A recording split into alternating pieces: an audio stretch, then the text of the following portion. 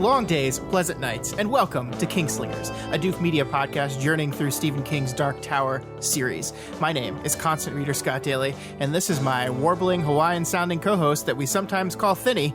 It's Matt Freeman. How's it going, Matt? It's going good. You know, I was going to try to do kind of a horribly annoying sound with my mouth just now, and then I was like, no, I'm going to spare everyone that, and then they'll thank me. Is that not what you're doing right now? A horribly annoying sound with your mouth? We're off to a good start, folks. This week on the show, we are wrapping up Wizard and Glass Part 1 Riddles by discussing Chapter 4, Topeka, and Chapter 5, Turnpiking. The Ka-tet find themselves in Topeka, Kansas that seems strangely like our Topeka, Kansas, except for the superflu that's killed everyone in it. They also see this warbling, ominous Thinny, a weak point in the dimensions that they presumably crossed through to get here. The Tet heads out of Topeka on the Turnpike, trying to find a way back to Midworld and the Path of the Beam. And as they sit by the side of the road in the shadow of a giant glass palace, Roland begins at last to tell the story of Susan Delgado. Matt, what did you think of this week's reading? Well, this is the first time in what feels like a lot of weeks that we've actually slowed down. And I think the last rest stop, story-wise, must have been the Tet's visit to the Wise Old Elves village. And ever since then, the metaphorical and literal train of the plot hasn't slowed down for a second until now. And I mean, finally, we've rather violently hit this stopping point, and now we're just going to spend some time with our characters in like a non-emergency situation, and we're going to get to explore them in a number of ways, and it's going to be fun. Yeah, I agree with that. I think I was talking to you about this earlier, that like I think in a reread project of this book that is taking it at a much higher level than we are, I feel like these two chapters would be summarized in like a sentence or maybe a minute and then just moved on, because we finished up the big climactic beginning of the book in the confrontation with Blaine. In next week's reading, we're going to move into really the story proper of what this book is doing. And here we have this kind of, way space between those two different stories, or where it's a lot of setup, it's a lot of getting our characters to the place where the events of the rest of the book are going to unfold. And I think, it gets lost sometimes in the greater movements of the story. And so I'm really happy that we get to spend a couple hours on it, because this is not something I've ever really stopped and thought about these two chapters. The only thing I really remembered about these two chapters is, it's a Stand reference. And then that was it. That was like when I approached reading these chapters, that's all I could pull on when I thought about them. But I think there's a whole lot here. And I think it's going to be a lot of fun to talk about. Yeah, this is something that I've really come to appreciate due to our podcast and analyzing the books of Wildbow, is that like the parts of stories that are just the characters sort of slowly and thoughtfully going about a relatively low drama, low stakes kind of interstitial part of the story. Those are extremely important. Like if you just skip those, your story turns into garbage immediately. And like I think that is kind of like a common beginner mistake, is to be like, okay, we always have to have action and propulsiveness, and the plot has to be always moving. And it's like, yeah, that's true, that the plot is moving in these chapters. But we're slowing down, we're reducing the scale of things back to our characters and focusing more on the characters and what's going on between them and within them. And again, if you don't do that, it's boring. It's very boring to lose that connection to the characters. Sure. Yeah. All right. So should we get on with it then? Should we talk about Topeka? Sure. Before we did that, though, I just wanted to give a really quick announcement. This is us advertising another podcast, which I think in the books they tell me not to do this, but I feel like I have to, because friend of the show, Scott Wampler, that was on here a couple weeks ago, has his own Stephen King podcast called The Kingcast, and this week on The Kingcast, they're doing an episode on the Dark Tower. But more than that, they're doing the episode on the Dark Tower television show that never got to be. So Amazon picked up the Dark Tower for a pilot, and they made the pilot. Amazon took a look at the pilot and said, nah, we're going to pass. So it never got made into a show. And Scott has on his show Glenn Mazzara, who was the showrunner director, and they've actually sent them a copy of the pilot. So there's like 6 people that have seen this pilot, and they're going to be talking about it on this week's episode of the Kingcast. If you're listening to this right now, it's already out. Just go to Twitter and look for Kingcast19, or open your podcasting app after you finish listening to us, of course, and search for Kingcast, because Scott was talking to you and I about this a couple weeks ago, Matt, and it sounds amazing, and everyone else gets to hear about it now, and it's really cool. Yeah, everyone except me and the people who are reading along with me, because obviously they're going to talk about spoilers. Yes, that is a good thing to say. If you have not finished the Dark Tower series, do not listen to this podcast, because they will be spoiling the entire series while they're talking about what the show, because they're not just talking about the pilot episode. Mizar is talking about his plans for the series, where he would have taken it and how he would have told the whole story. And so it will talk about the end. So do not listen to that if you have not read the books. But I've been looking forward to this since Scott told us about it, and it's here. It's here. Like for you guys, it's out now. For me, I've got to wait like 8 hours or something like that. But I'm beyond excited about this. So it's a great time to be a Dark Tower fan. Let's just say that. Yeah, absolutely. All right. So let's move right into it, Matt. And we begin this week with Chapter 4, Topeka. And we begin Chapter 4 right where Chapter 3 left us, with the group standing on top of the corpse of Blaine. Jake is looking out across the horizon, expecting to see, the typical stuff he would see. He's going to see the path of the beam, maybe like a provincial version of Ludd. But what he sees is Topeka, mm-hmm. Topeka, Kansas, like the United States of America in front of him. And he sees, I think it opens with him seeing like a interstate route sign. And he shows this to both Susan and Eddie says, "Holy shit, are we back home? If we are, where are the people? And if something like Blaine has been stopping off in Topeka, Topeka, Kansas, how come we haven't seen anything on 60 Minutes? And I'm wondering, Matt, as we begin this week's reading and this week's discussion, what were you expecting here? When you heard Topeka last book, and when we got here to Topeka now, were you expecting this?" No. I did not think that they would be leaving Midworld, mm-hmm. at least not this quickly in the story. I'm actually very surprised, and as usual, I have a number of questions. First of all, so it seems like Blaine's train tracks led into Topeka. So like mm-hmm. Blaine, the super intelligent AI monorail, actually knew that he was heading into a dead near future version of Topeka, Kansas, USA, Earth that had been depopulated by plague. and it's just like, I mean, I get that everything is all wibbly wobbly because of the tower and stuff. But I was like, okay, all right, I'm here for the ride. But I think this is a fun twist. I like that he like King continues to surprise us with these plot movements, and every time mm-hmm. he does, you learn just a little bit more of kind of how this universe works.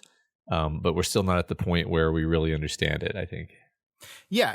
And I don't know if it's 100% clear that Blaine knew he was going to cross through a portal into Kansas, USA.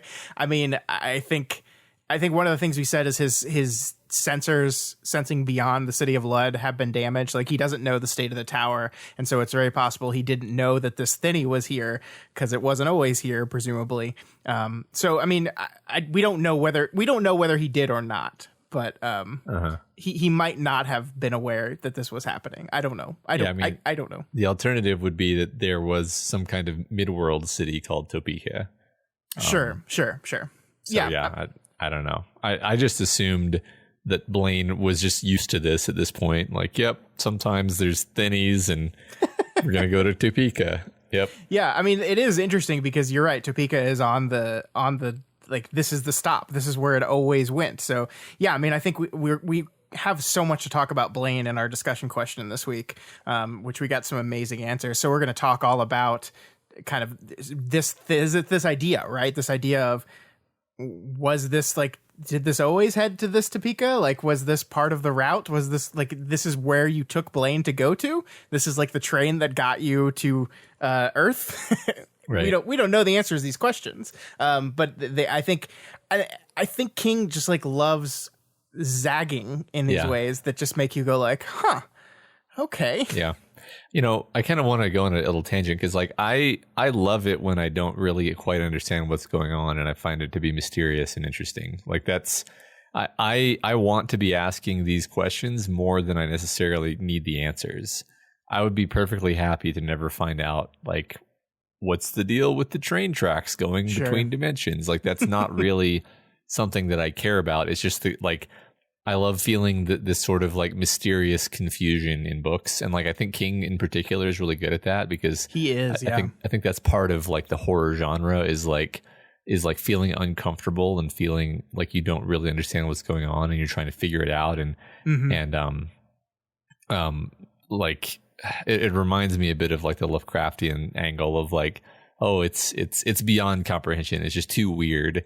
Like I love that how that kind of storytelling makes me feel. So when I say stuff like I'm full of questions, I'm not saying like, oh, this is annoying. I'm saying like, oh, I'm happy that King has sort of like put this feeling into me. Yeah, and I think he does these things where like he balances the unknown and the known, I think, pretty well, because you're right that this is introducing a whole bunch of questions that we don't have the answer to. And I think the theme of this week's reading is here are a whole bunch of questions that we don't have the answer to. But there's also like always some answers still. Like we might not understand what's going on here, but we're also told it's a Thinny. Like this is how did we get here? Well, there's this weakness between worlds that's caused by the tower, whatever's happening to the tower. And it's like a portal and you can walk through it and it'll take you somewhere else. And there's like the science of that isn't explained, but we know this is the device that brought them here. Now we don't know everything else going on around it. We don't know the details of why Blaine was coming here. Was he always coming here? We don't know any of that stuff, but there is still like, he gives us stuff to stand on. And it's not like a fully decked out, like, platform that has every bit of detail on it, but it is something to stand on, you know? Yeah, absolutely. I find this particular genre or subgenre or whatever to be really fun and to be kind of intriguing and something that I want to understand better, because it's one thing to sort of set things up where the reader's like, oh yeah, I want to find out more about that. But it's another thing to set things up and be like, look, you kind of have to be okay with never really understanding how this particular thing works, because that's not the point.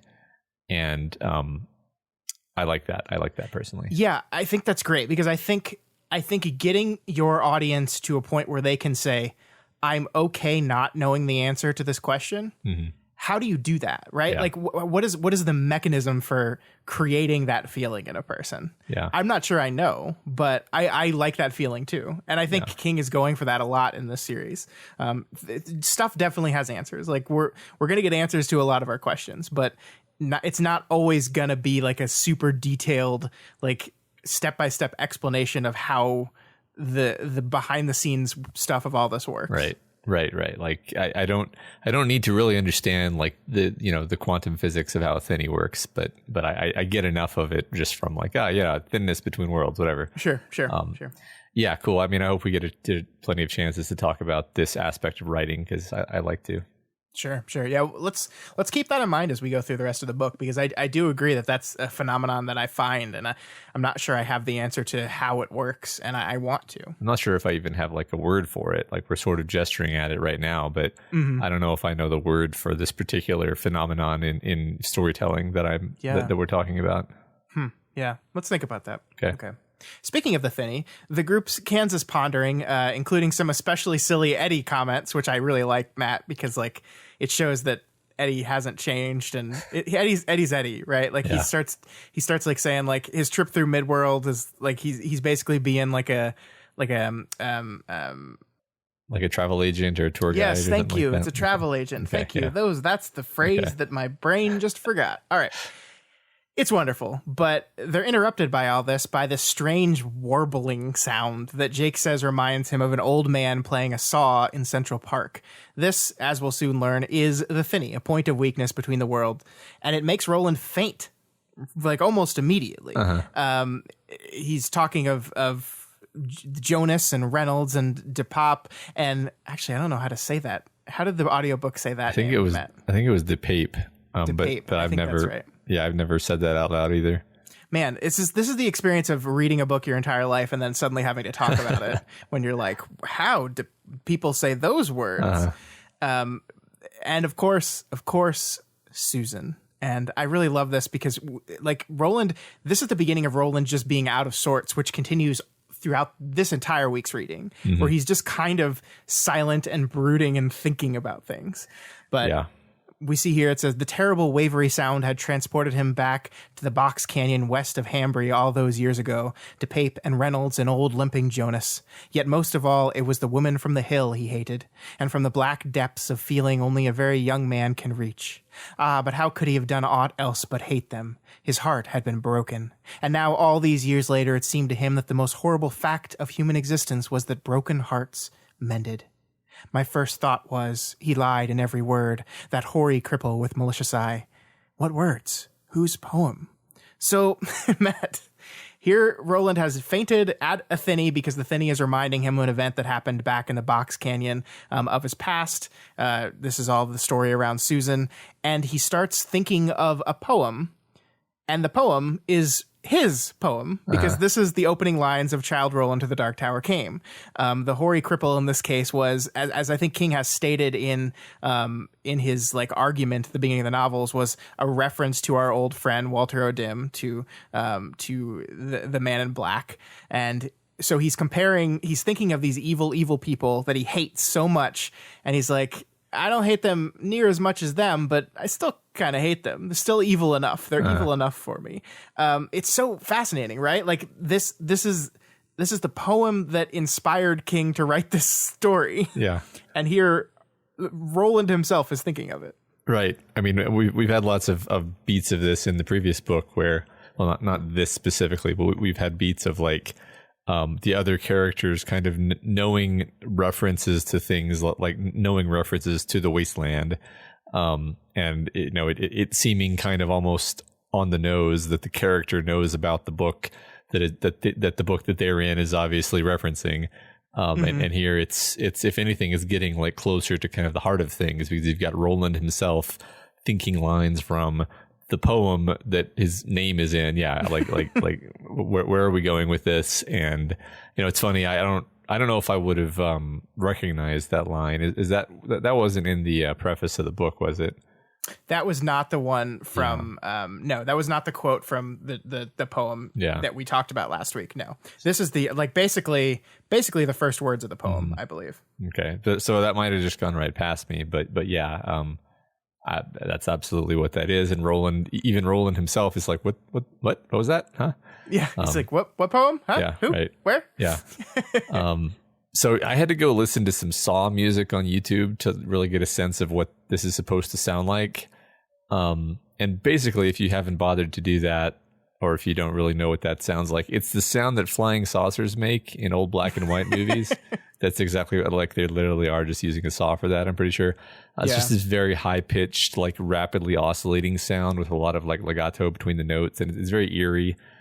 So you absolutely see why, like, it fits with this idea of, like, a creepy, eerie setting and a hole between worlds. Didn't Eddie describe it as like a whammy pedal? Like that just distorts the sound and like draws out the sound a little bit. I love that each person has a different thing they kind of describe this thing as. It kind of is a way to differentiate our characters, because Jake thinks of this guy in Central Park that played a saw and kept saying, "Sounds Hawaiian, doesn't it?" Or I think there was a sign that said, "Sounds Hawaiian, doesn't it?" And then of course King gets to play with that by having Susanna say, "Oh, I remember him. He wasn't old when I saw him, though. He was a young man." It's just really fun seeing everyone like hears the sound and approaches it differently, which is a similar thing to what he did with the backbeat that ended up being the ZZ Top song "Back in Lead."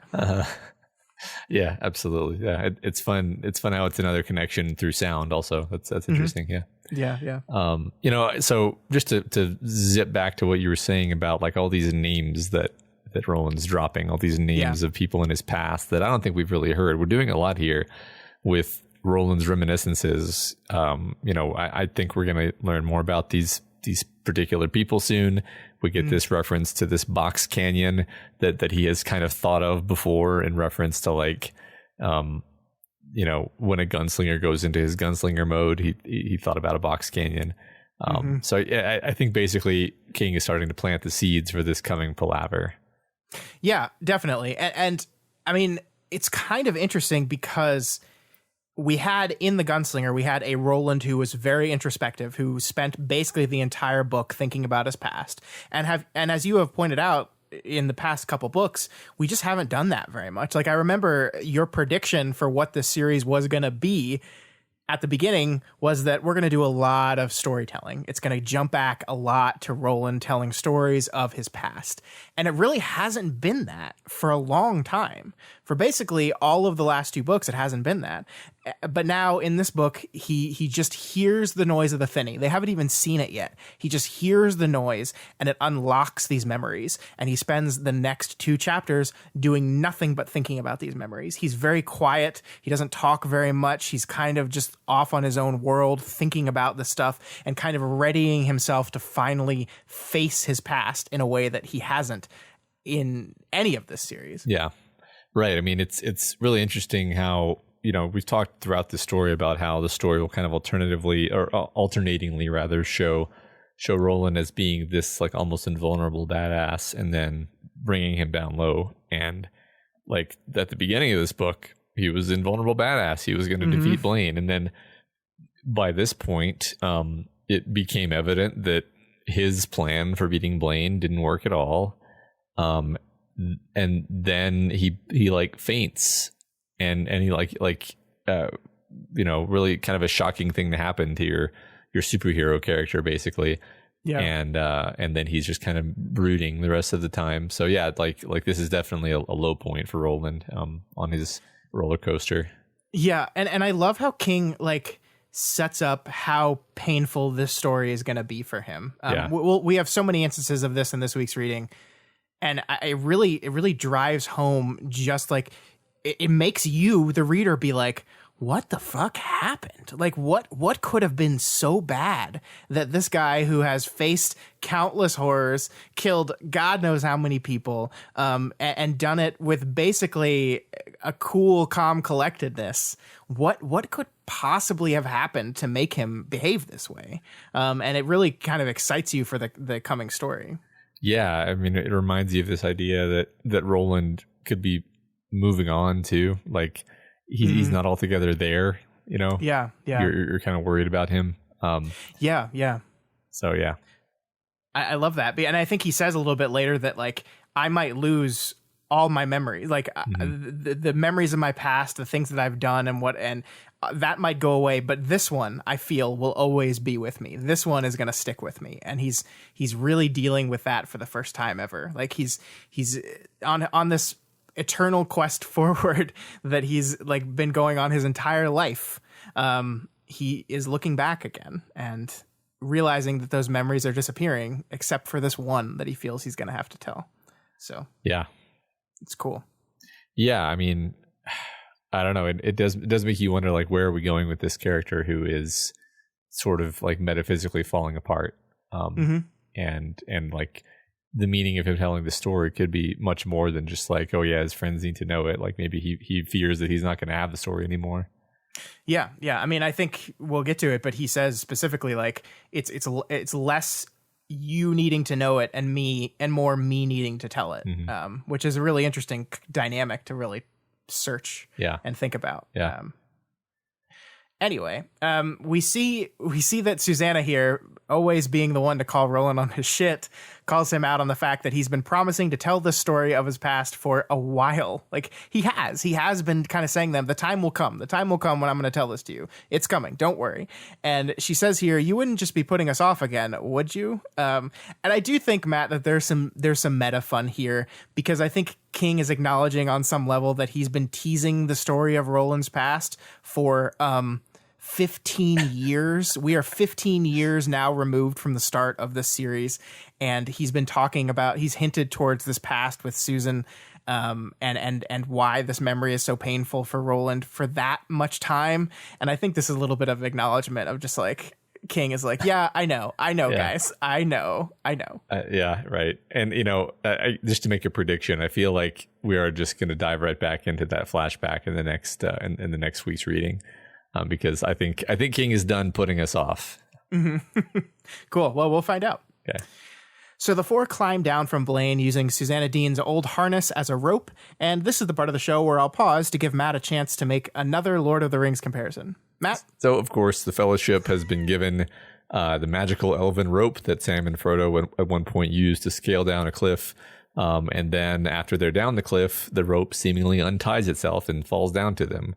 And so, in this story, in this case, the magic is obviously in Roland, or more specifically, Roland is just such a badass with knots that, doing something that normal people assume is impossible is trivial for him. It's, it's just an old fashioned sheep bend knot, NBD.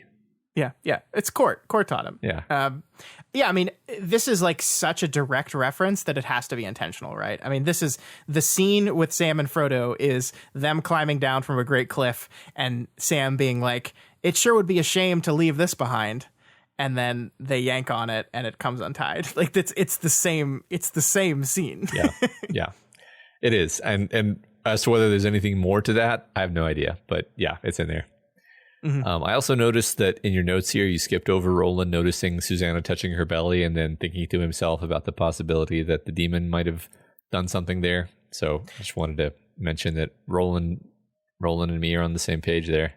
Yeah, I didn't do that intentionally. I didn't skip over that intentionally. It's just a small moment that I missed. But no, I think this is rather important because up until this point, Susanna'S pregnancy has been basically a secret. She is the only one that has been thinking about it or knowing about it, and no one else has any idea of what is going on here. And now there are two people, right? Now Roland connects the dots enough to be like, she's oh, wait, that might be bad. But he doesn't do anything with it. So I think we're expanding out the number of people that know about this, which seems to me is expanding out the relevance of this potential pregnancy.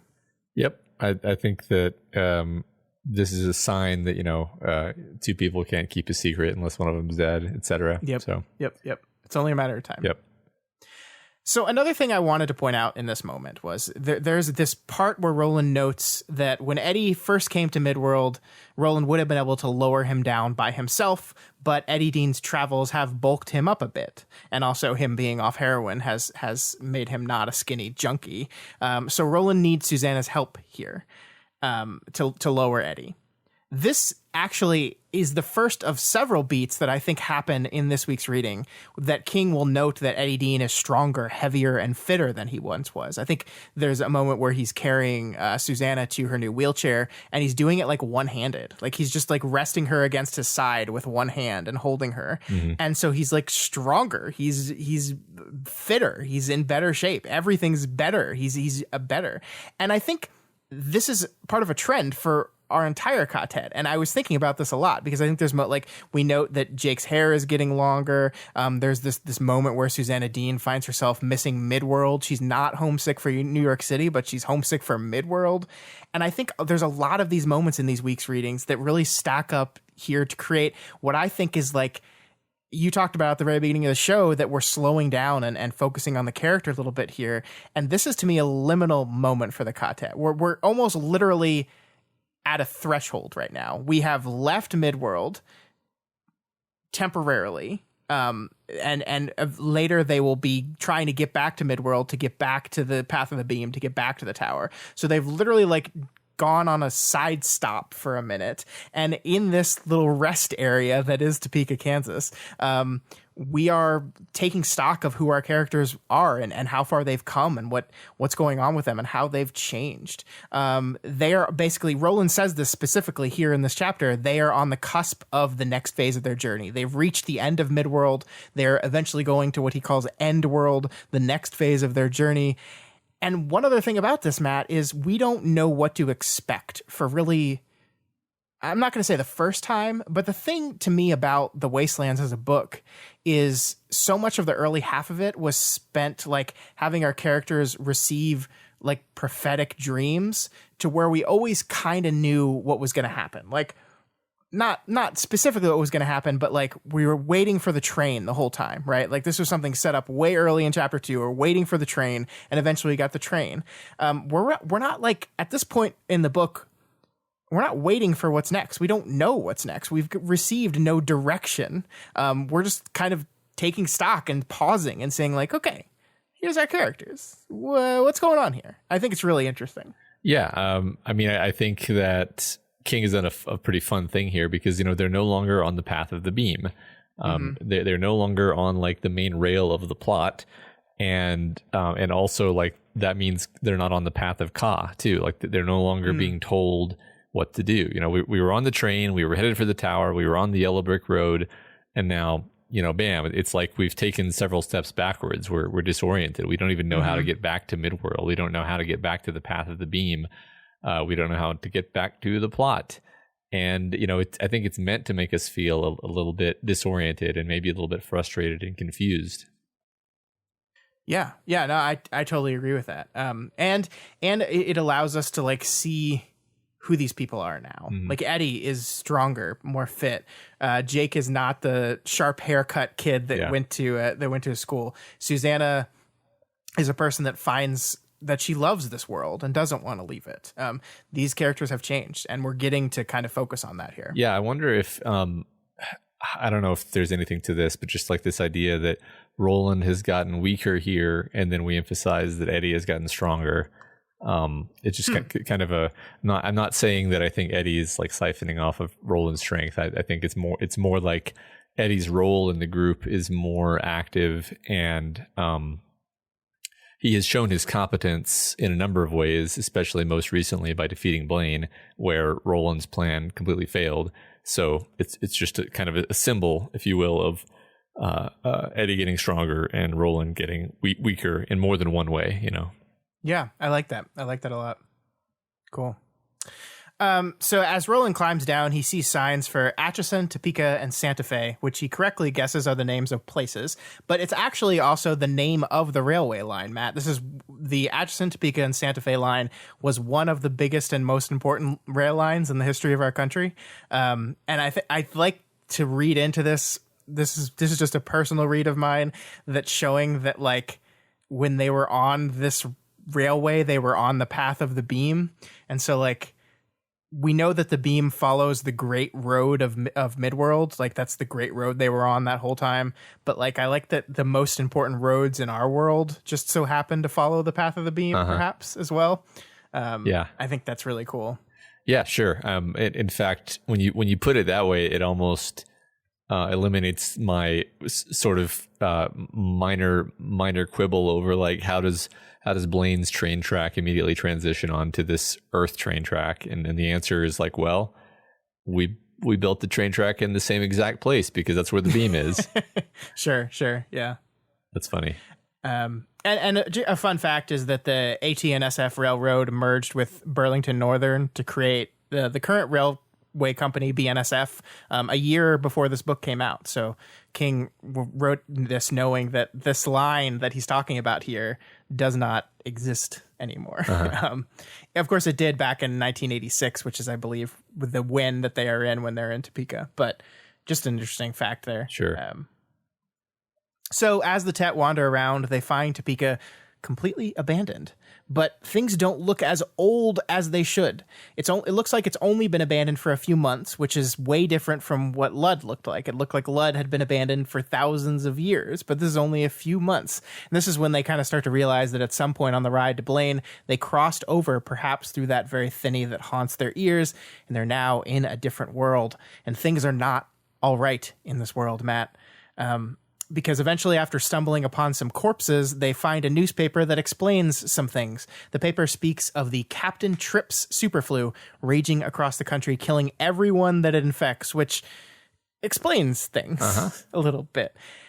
So, Matt, there have been a few times so far in the series that King has made reference to his own works. Some of them I've brought to your attention, and some I have let go unremarked on because I think there will be a better time to bring them up in the future. People have sent me emails about these things, and I'm like, yeah, I know. I was doing it on purpose. I don't think any of those references have been so direct and literal and important to the plot of the Dark Tower as this one, because Captain Trips is the name of the superflu that wiped out almost all of humanity in King's 1978 novel, The Stand. So we have basically entered the world of that book. The novel is about a group of survivors that are immune to the Captain Trips superflu, working as agents of either good or evil in this grand final battle between the two sides. It's a wonderful book. It's one of my favorites, and perhaps we'll cover it on the show one day. But for now, all you really need to know, Matt, and you readers out there that have not read The Stand, is that this is a Stand reference, and King has cleverly peppered this part of the book with tons of Stand references. There's a lot of them in here that make it clear that our characters have entered this book. They're in the world of The Stand now. Yeah, that's awesome. I think this is the one time also that I might have actually picked up on it without being, helped, just having kind of a passing familiarity with The Stand via, culture. But it was still fun for me just knowing that King is playing in this playground of all the fictional worlds he's created. Although I still don't understand the how and the why exactly. 'Cause it's like, I know a lot of authors who do kind of cutesy references to their other stories within stories, right? But this isn't a reference. Sure. This is they went into the world of The Stand, like you said. This is they teleported between books. Yes. To be a Thinny, which is apparently a door between books. And I very curious and super into what's going on here. Just wait until you start thinking about it a little more, because we know in Eddie's world, there's a movie called The Shining. Right. So Stephen King exists, presumably, in this world. Maybe none of our characters had read The Stand before or had heard of The Stand before. I guess the only one that could have is Eddie. He's the only one that would have been alive when the book came out, because, Jake left in 77. So, I don't remember. The point is, Eddie doesn't say, "Oh, yeah, this is like The Stand," right? Which is interesting, because presumably, if The Shining exists in Eddie's world, then The Stand must also, right? Maybe. Yeah. Well, first of all, yeah. It's entirely possible that Eddie just doesn't. He's not a constant reader. But also, we do have this idea of forking branches, right? We've introduced this idea that time travel exists. We don't talk about that very much, but the story has clearly introduced time travel as a thing. And in these chapters, Roland is basically like, hey, look, y'all, we don't talk about this much, but we clearly changed causality at one point by going back in time, essentially, and rescuing Jake from the past. And when we did that, we probably created some kind of branch in universes, a branch in the space-time continuum. And we don't know. Are we doing that every time we pull somebody out of a world? Are we creating a bunch of branches, or are we I don't even know how to think about it yet, because the book hasn't given us a ton of information, really. Sure. But if you try to apply kind of just the lens of typical sci-fi, interdimensional time travel stuff, then it's it kind of has to be that way, which implies. I know I'm taking a minute to get to the point, but it implies that Stephen King probably exists in all of these Earths, but maybe he doesn't necessarily write all the same books in all of them. Sure. I don't know. Or maybe Stephen King got the idea of The Stand from this Earth. Oh, yeah. Just like we see Beryl Evans perhaps got the idea of Charlie the Choo-Choo from this park in this Topeka. Is it in this Topeka, or is it in all Topekas? Or I don't know. Or the fact, we have what's her name, the main character Susanna, saying to herself, this was what this was what T.S. Eliot saw when he wrote the Wasteland, or this is what Tolkien saw when he wrote about Mordor. It's like, maybe they mean that literally. Maybe these people are really supposed to have looked into these other worlds in some way. Sure. Yeah, it's fascinating and wonderful, and I love hearing a reaction to it. And here's the thing I love about it is it's very possible that you could read this and not have known that was a Stand reference, and you would just carry on, and it's still as mysterious and weird and uncomfortable. It's just mysterious and weird and uncomfortable in a different way. And this is why, like, a lot of people have asked me why I didn't have you read some of the other King books before we talked about Dark Tower, and my answer has always been, I think you can read these 8 books without having ever read another Stephen King book. And I fully believe that is the truth. That the references to his other novels only enhance the story. They don't, the lack of knowledge of them does not take anything away from it. And I don't know, you're 3 and a 8th books into it now without having really read any Stephen King. Do you feel that that's true? I mean, I don't think you need to know anything about The Stand for this chapter to work. Yeah, well, I don't feel like I've missed anything. Like at no point have I been like, I don't get this or whatever, or had you point out something that was from another book and me been like, oh, well, it didn't make sense until you explain that. Like if you tell me the thing in the the doorkeeper in the house was from some other Stephen King book, I would just be like, cool. Like it, right. It works fine as just being an isolated thing in this book though. Right. Sure. So it doesn't bother me. I mean, that's the thing, is either it's going to be a fun and creepy surprise when I read about it in this book, or it's going to be a fun and creepy surprise when I read about it in the other book. I don't. Yeah, like sure.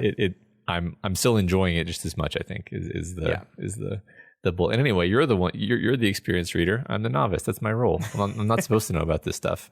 Exactly.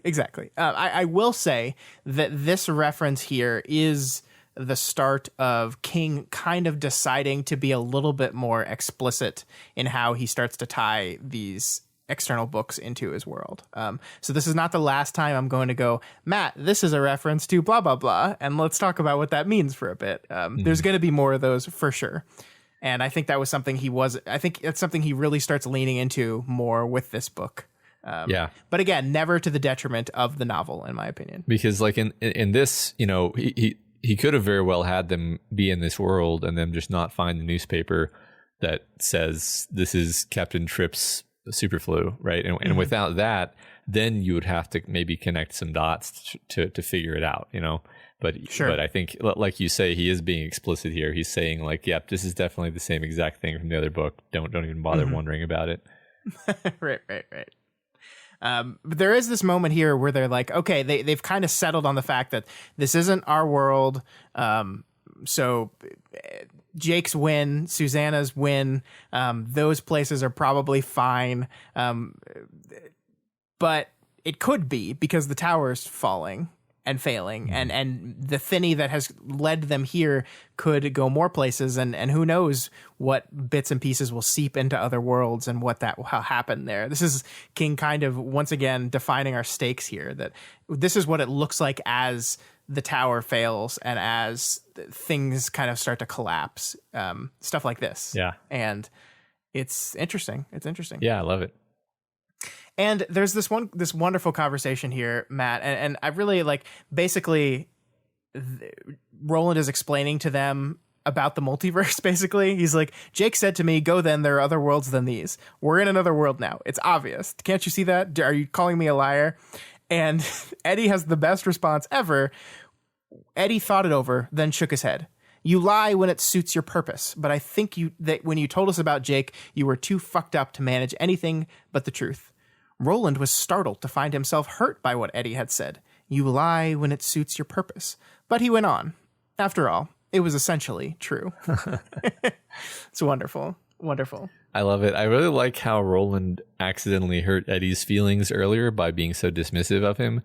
Mm-hmm. And here Eddie accidentally hurts Roland's feelings by observing that he lies relatively easily. I think it's cool. I think it shows how they both want to be held in the esteem of the other. Yeah. And it's just it's one of those like subtle things kind of building up the relationships during this quiet period of the story. Yeah, it's a reciprocal relationship, right? Like, it is not just Eddie looking up to Roland and wanting respect from Roland, and Roland being indifferent. He wants Eddie to like him too. He wants respect and love of his Tet mates. He doesn't just want them to love him. And yeah, I think that's a great little subtle moment to establish that and confirm that fact. Yep. Yeah. But regardless, the Tet realizes that they are no longer on the path of the beam, and their only hope is to get back on it, because while the tower exists in everywhere, only certain ones have access to it, and so they trudge on. And I love the end. This chapter ends with Eddie basically saying, "Where do we go?" And Roland's answer is, "The way we were going," as if that should have been obvious. It's just a wonderful end. Like, it just shows the kind of the absurdity of this whole thing. It's just like, where do we go? We're off the tower of the path of the beam. Where do we go? Just the way, just that way. We were walking that direction, so let's continue to walk that direction. Yeah, obviously. Right. I mean, it's funny. It's also just sort of, I don't know what the word for it is. It once again casts Roland as this mythical figure where he's been on this road for so long that he's just like, yeah, this is the way you do this. Okay, if you don't know where you're supposed to go, you just keep walking in the direction you were going, and eventually you find like a witch or something, and the witch like takes some of your blood and then tells you what to do next. Like, that's just how it goes. Like, what do you mean? Like, what else would we do, Eddie? Come on. Yeah, I mean, it almost kind of makes you wonder if he knows he's in a book. Yeah, right. I mean, metatextually, King is doing some really interesting things with Roland, right? Like, obviously, we talked about that plenty of times today, and this is just another example of that, I think, where he's like, look, I know the plot's got to keep moving forward, so if I walk in a direction, something interesting is bound to happen. Right. There's that movie Stranger Than Fiction, where he's trying to decide whether he's in a comedy or a tragedy. Yeah. And he just sit in your room and do nothing and see if the plot comes to you, you don't have control over it. And it's kind of the same thing. Yeah. It's like, I'll just kind of go, and if the plot comes to me, hey, here we go. Yeah. I like that. And then a wrecking ball smashes into his house, right? Yeah. Yep. All right, so we move on to Chapter 5, Turnpiking, as the plot comes to our Tet. The chapter opens with the group running across more dead people, and King stops here and gives us this very long, painful, awful description of a dead baby. Yeah. That I thought is worth reading, because I think it's King at his best and most horrible. At the foot of the stairs leading down to the commuter parking lot at the side of the station, half a dozen corpses lay together like a collapsed corn shock. 2 were women, 3 were men.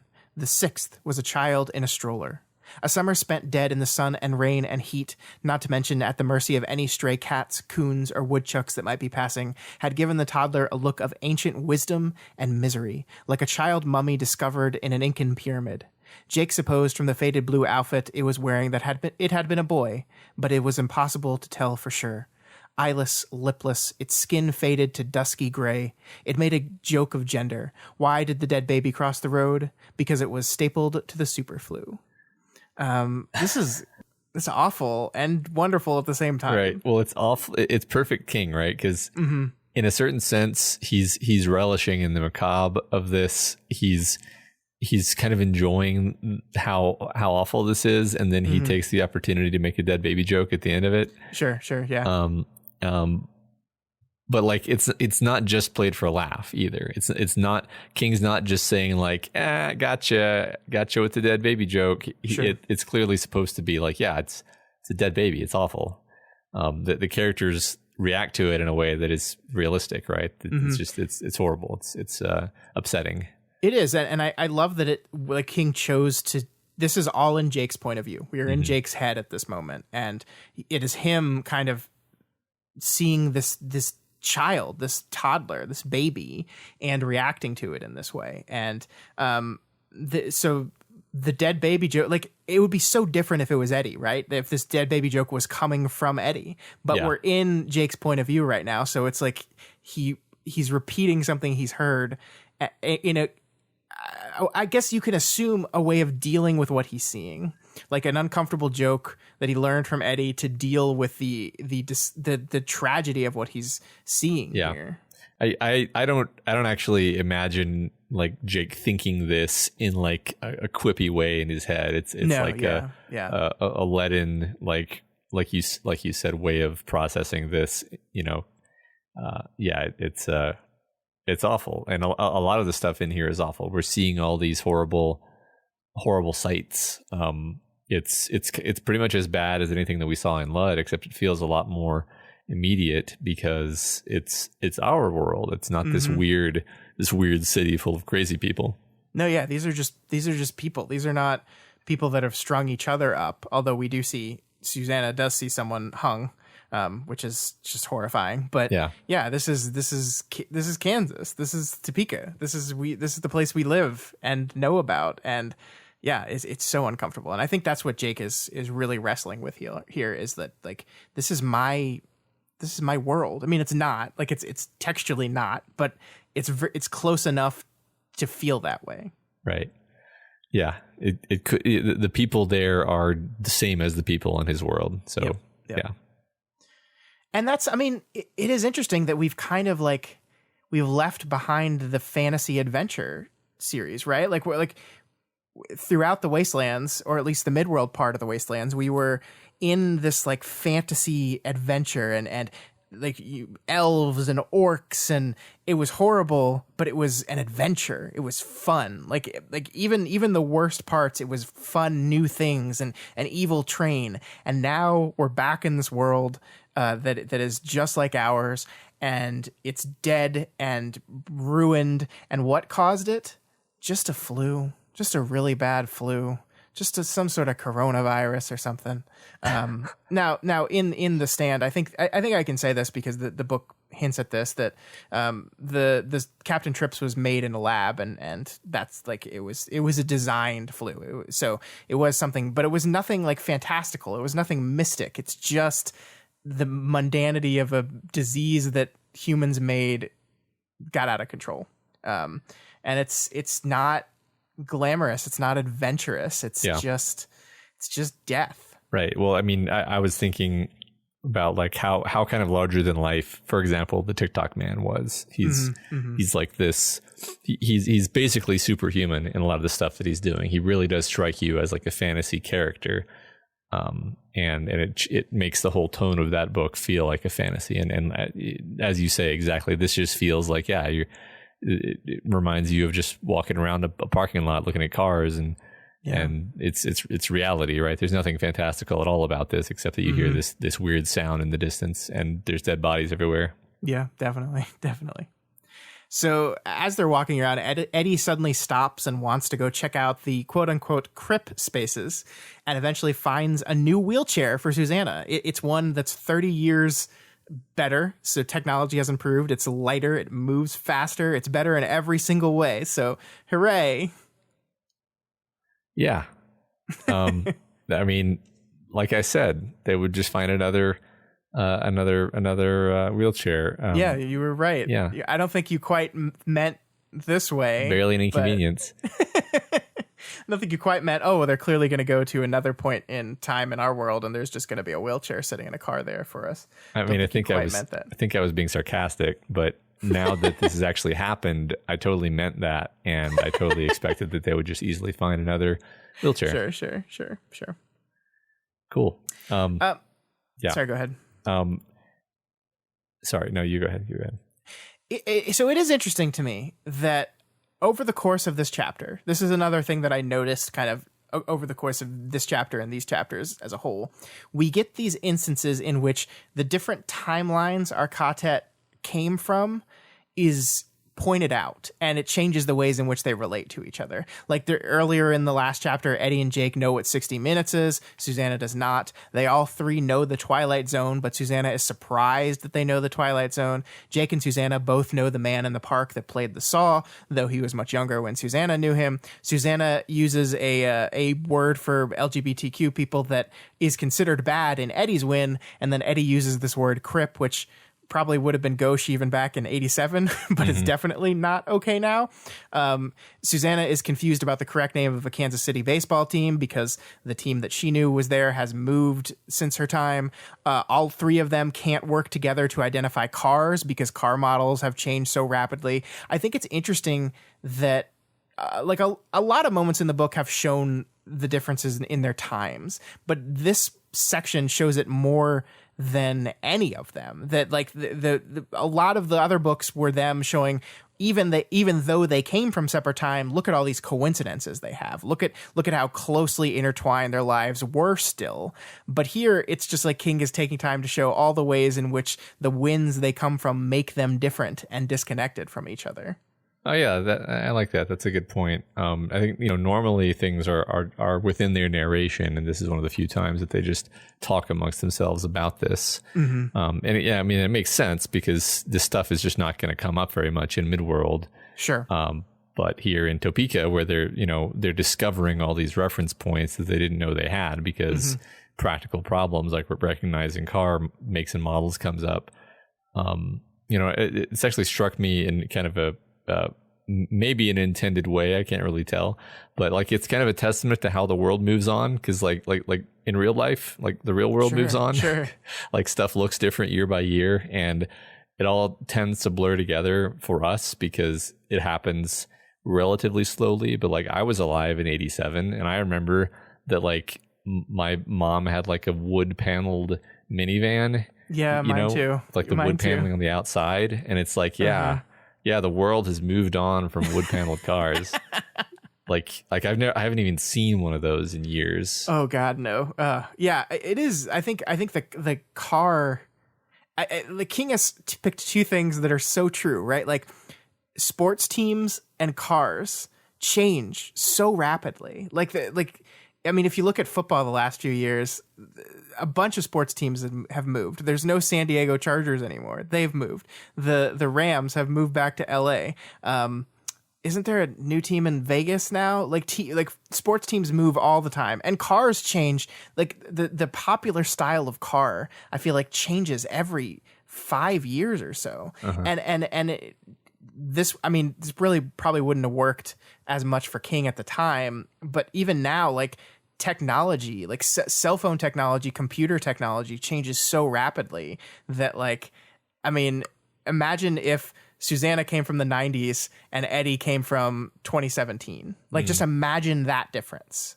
That's about the difference in time they were in this book, but think of the huge changes in daily life that have occurred in that amount of time. Yeah. I mean, it's incredible. And I think this is cool that the book is, and I think you're absolutely right that the reason why this is happening now is because they're in our world again, or a version of our world, and it's kind of bringing these things to the forefront. But they're always there, and they've always been there kind of in the background. The way these people are different is because they are products of the time they grew up in. Yeah.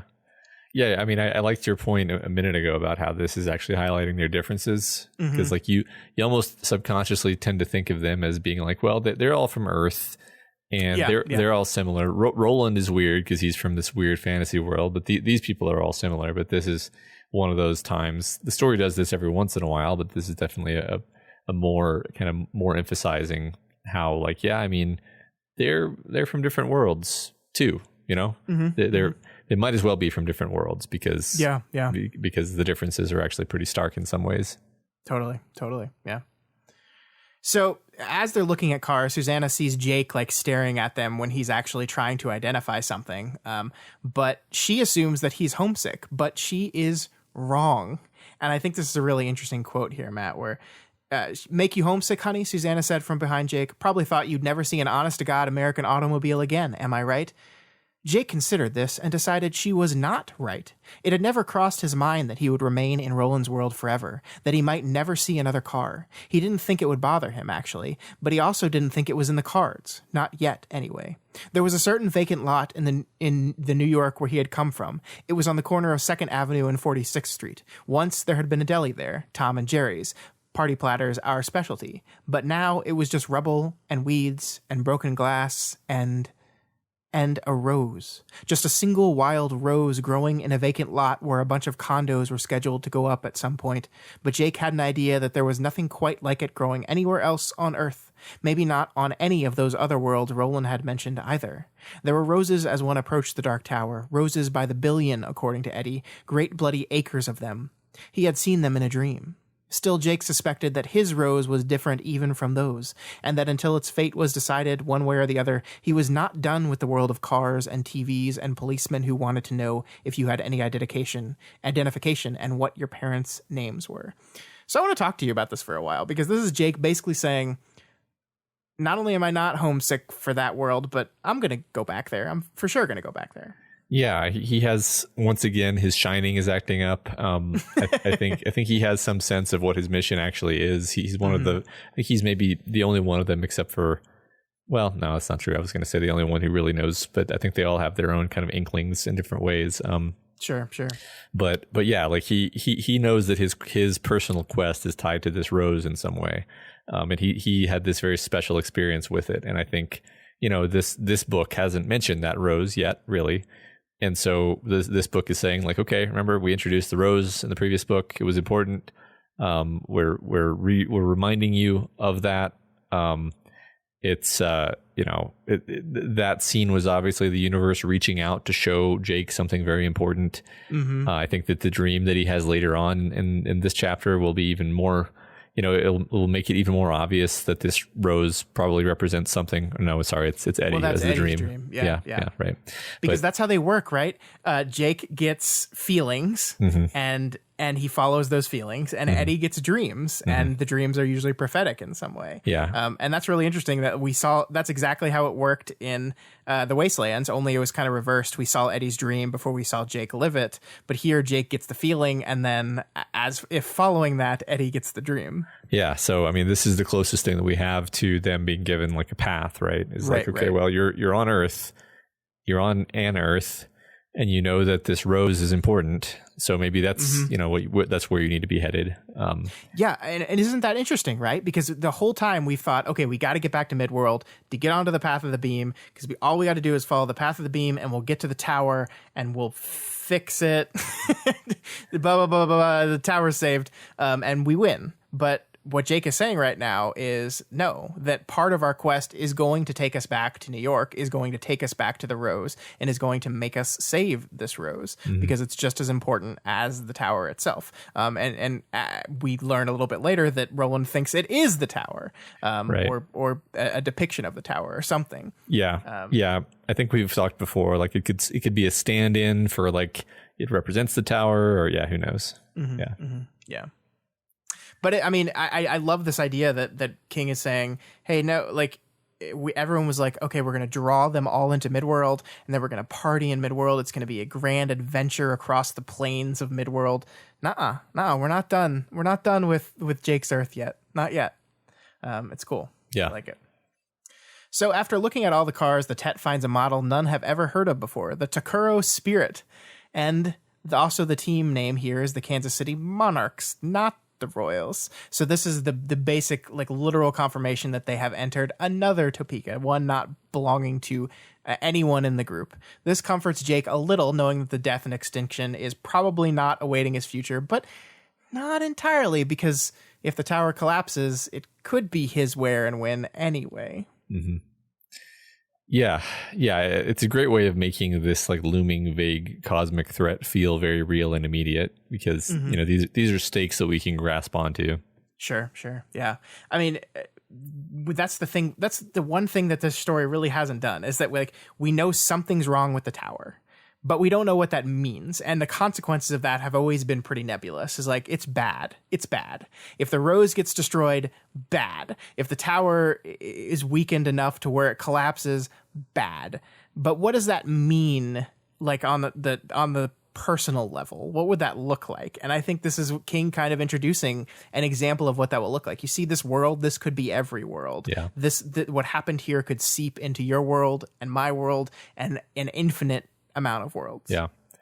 Right. And I really love just to loop back to him showing us, the dead toddler and, basically surrounded by its dead family. It's like that's the perfect way to do that, to show that, right? Because you're taking one tragically dead child, and you're making the reader actually feel that, and have to sit with that for a second, and then you're saying, okay, now realize that this whole world is dead, basically, as far as we know, and then realize that this is what is at stake. This sort of thing happening everywhere is what is at stake.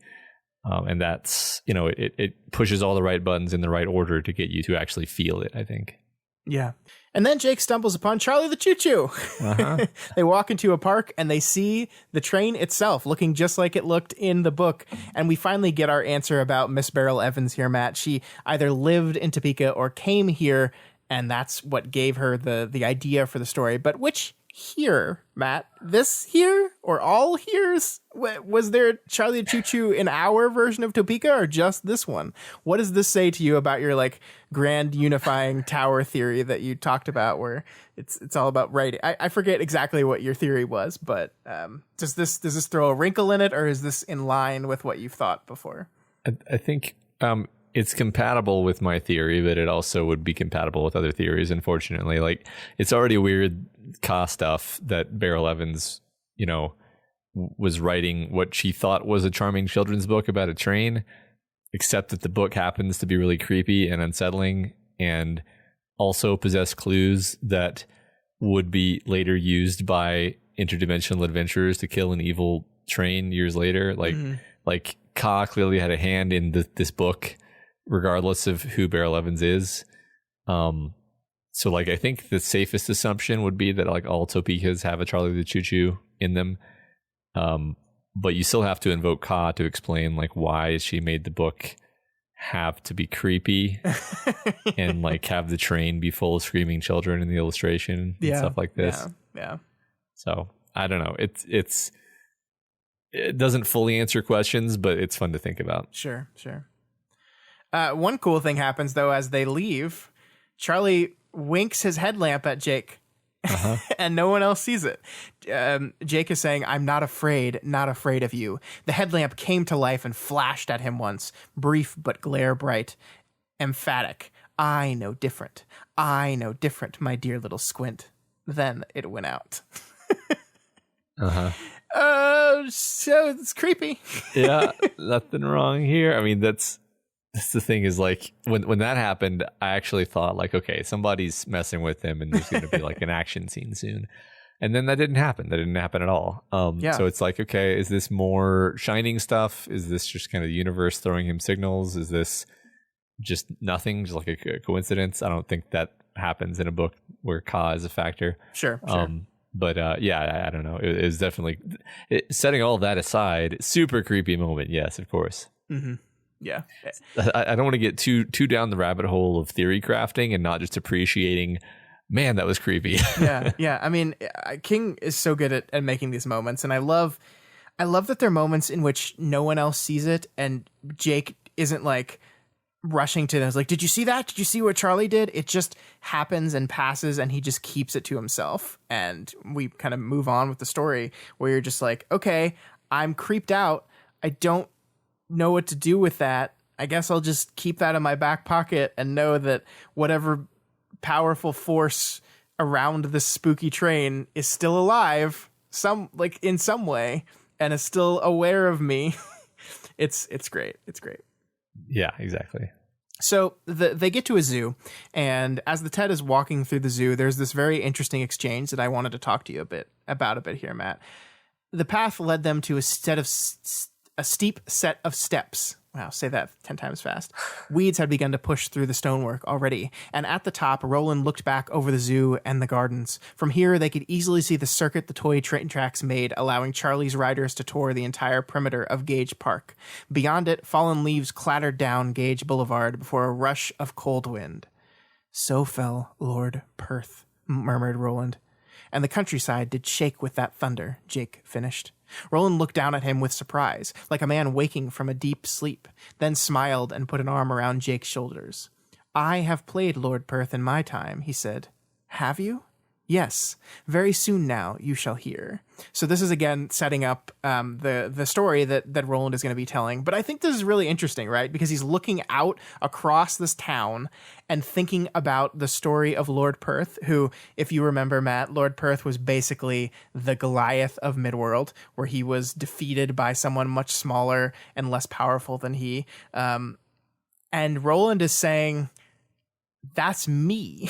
Yeah. In this story, I am not the young boy who defeats Goliath. I am Goliath. I played Goliath in my story, and I'm going to tell it to you. And again, what your reaction has to be is, what the fuck happened? Like, yeah. I love how King does this. I really do. Yeah. No, I know. It's so just having Roland portray himself as being the villain in his own story almost. Yeah. And yeah, has just tremendous like regret and grief about this thing that happened.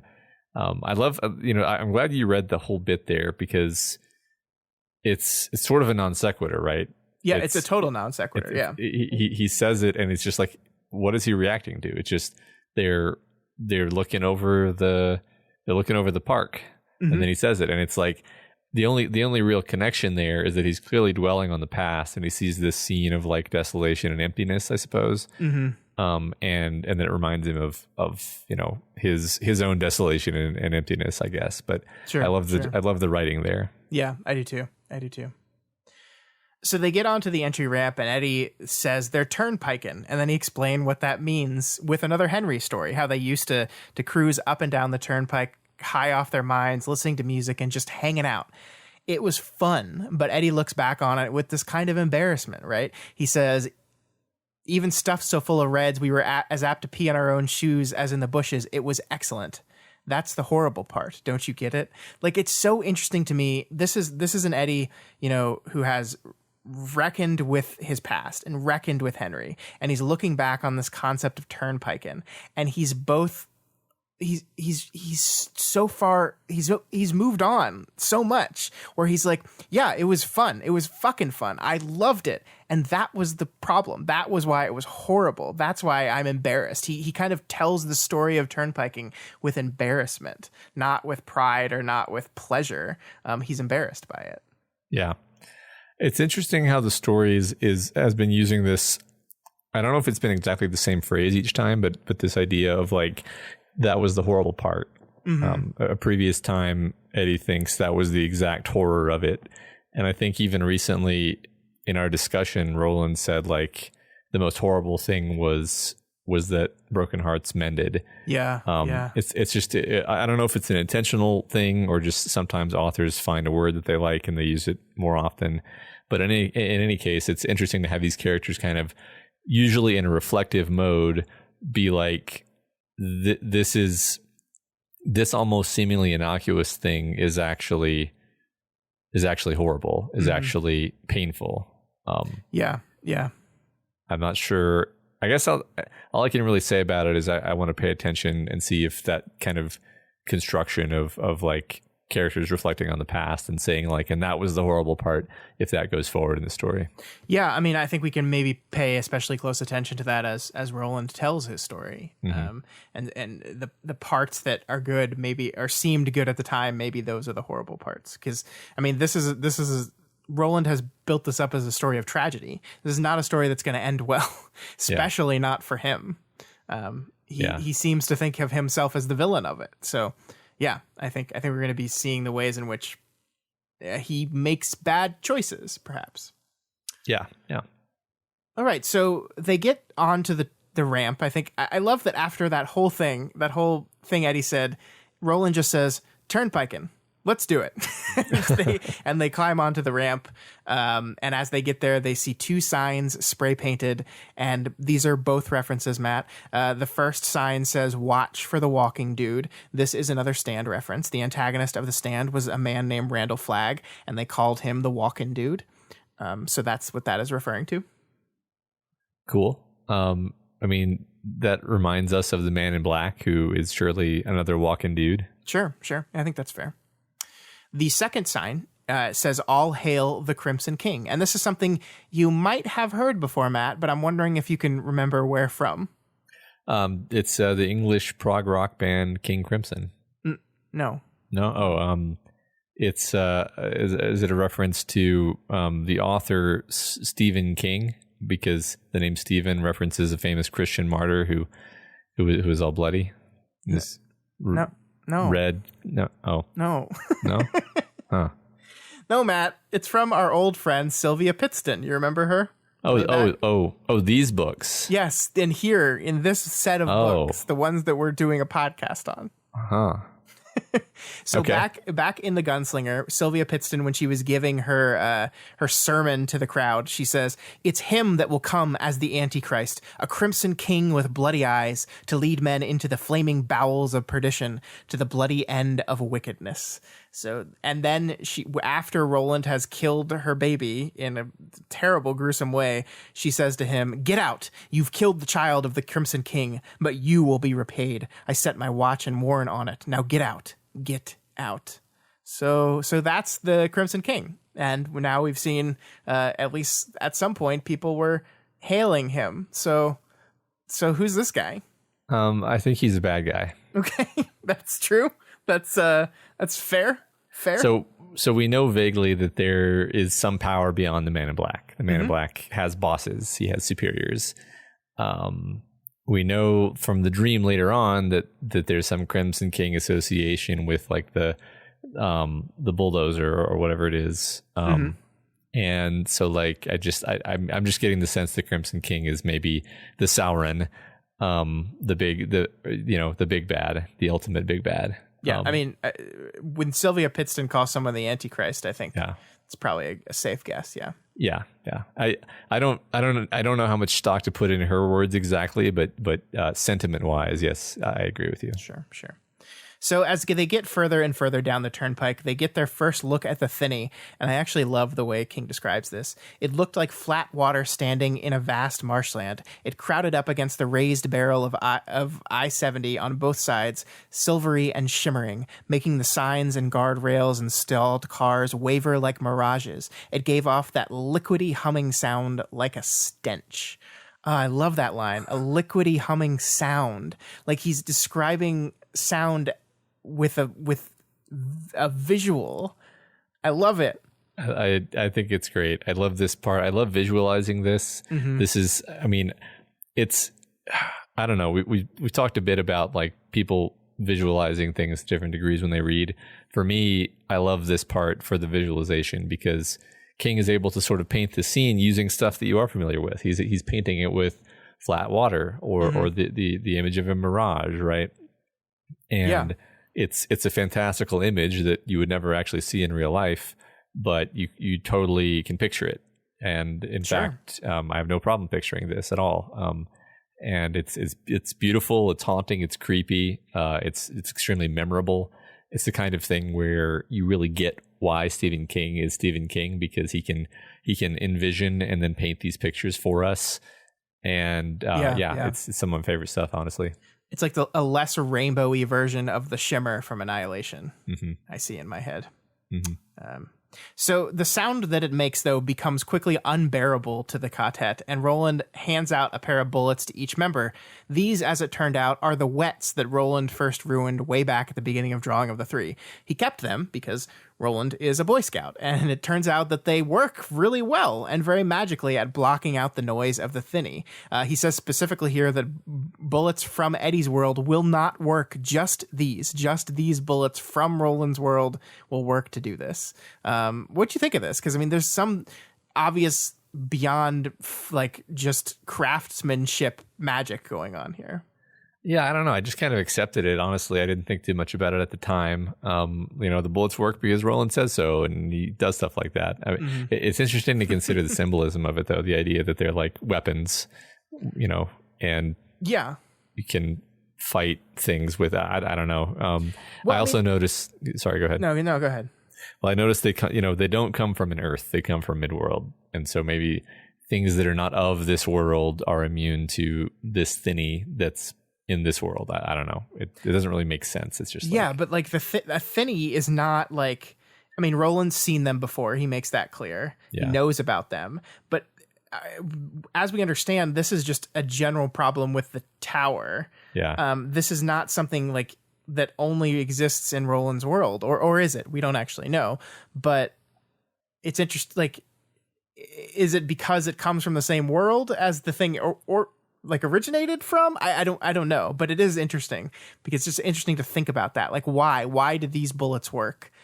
Is it the way they're crafted? What is it? Yeah. Well, that's we don't know. Like, okay, well, does that mean that a piece of Roland's bag is full of stuff that's been established, right? So does that mean anything from Roland's bag would work equally well? Or, does he just pick bullets because bullets are actually the perfect size to serve as earplugs? Yeah, I mean, we don't know. Yeah, like, and ultimately it doesn't matter, but it's a fun little detail. Yeah. But that's why I love it so much, is because it is bullets. It is, a weapon, a tool of death that has been made useless, finding another purpose of defense, of... it's so fascinating to me. Like, yes, bullets happen to be perfect here, but just the symbolism of it this really jumped off the page to me, especially on this reread, because like these are instruments of death that were ruined, and that was taken away from them. They can't do that anymore. They will never fire again, and yet they find a new purpose in protecting, in guarding, in keeping something safe. And that's interesting, especially coming from our gunslinger. I love that. Thanks for pulling that out specifically. Mm-hmm. The idea that a bullet is now used to protect you from cool. So finally, they pass through the Thinny itself, causing them to shudder and feel bubbles in their throats and their minds. I love that. Like, I think it's Jake that says he feels a bubble in his throat, and then Eddie says, I feel a bubble in my mind. It's wonderful. Susanna, oddly enough, ends up praying, and I only bring this up because we've talked about Susanna and her faith multiple times throughout the show. But here she says, please help us get out of this. Susanna prayed to a god in whom she no longer precisely believed. She still believed in something, but since awakening to Roland's world on the beach of the Western Sea, her concept of the invisible world had changed considerably. Please help us find the beam again. Please help us escape this world of silence and death. I just like, she's praying to a god she doesn't believe in, but she believes, like, she believes in something. Like she believes in a greater power because of all that she's seen. Yeah. I think that once again, I'm fascinated with what we're doing with Susanna's character because, again, both Eddie and Jake have been shown pretty clear visions, like pretty powerful visions that have just converted them instantly. Like they each had a vision and they were just like, all right, I'm in now because I've seen it. I've seen the beauty of it. I've understood something like transcendent that can't even be explained. And Susanna hasn't had any of these visions. She doesn't get it. She doesn't like her. She knows the world is very different than what she thought it was, and it's super weird. And so her image of God is no longer the same as it was, but she still has faith that there is some higher power, but she hasn't seen it. Like the other two have seen the rose, they've seen the tower, they have this sense like, oh, there definitely is a higher power. I've seen it. She hasn't seen it, but she has faith in it. And I think that's really interesting. And I continue to be like excited to see where we're going with this. Yeah. It's so interesting because I think it lines up with Stephen King's kind of philosophy on religion. Stephen King is not a religious person, but he has stated that he believes in some sort of higher power. He is a spiritual type person, and I really think that matches with Susanna very well. And I love it because I love that you pointed that out because nothing in this world has reached out to her personally. God has not spoken to Susanna Dean, but she's standing next to people who God has spoken to. And so that changes the way you confront faith and belief and this kind of thing, but not in the specific, like, I am being spoken to kind of way. And it makes you wonder why does Jake get these feelings from a higher power? Why does, Eddie get these prophetic dreams that he has?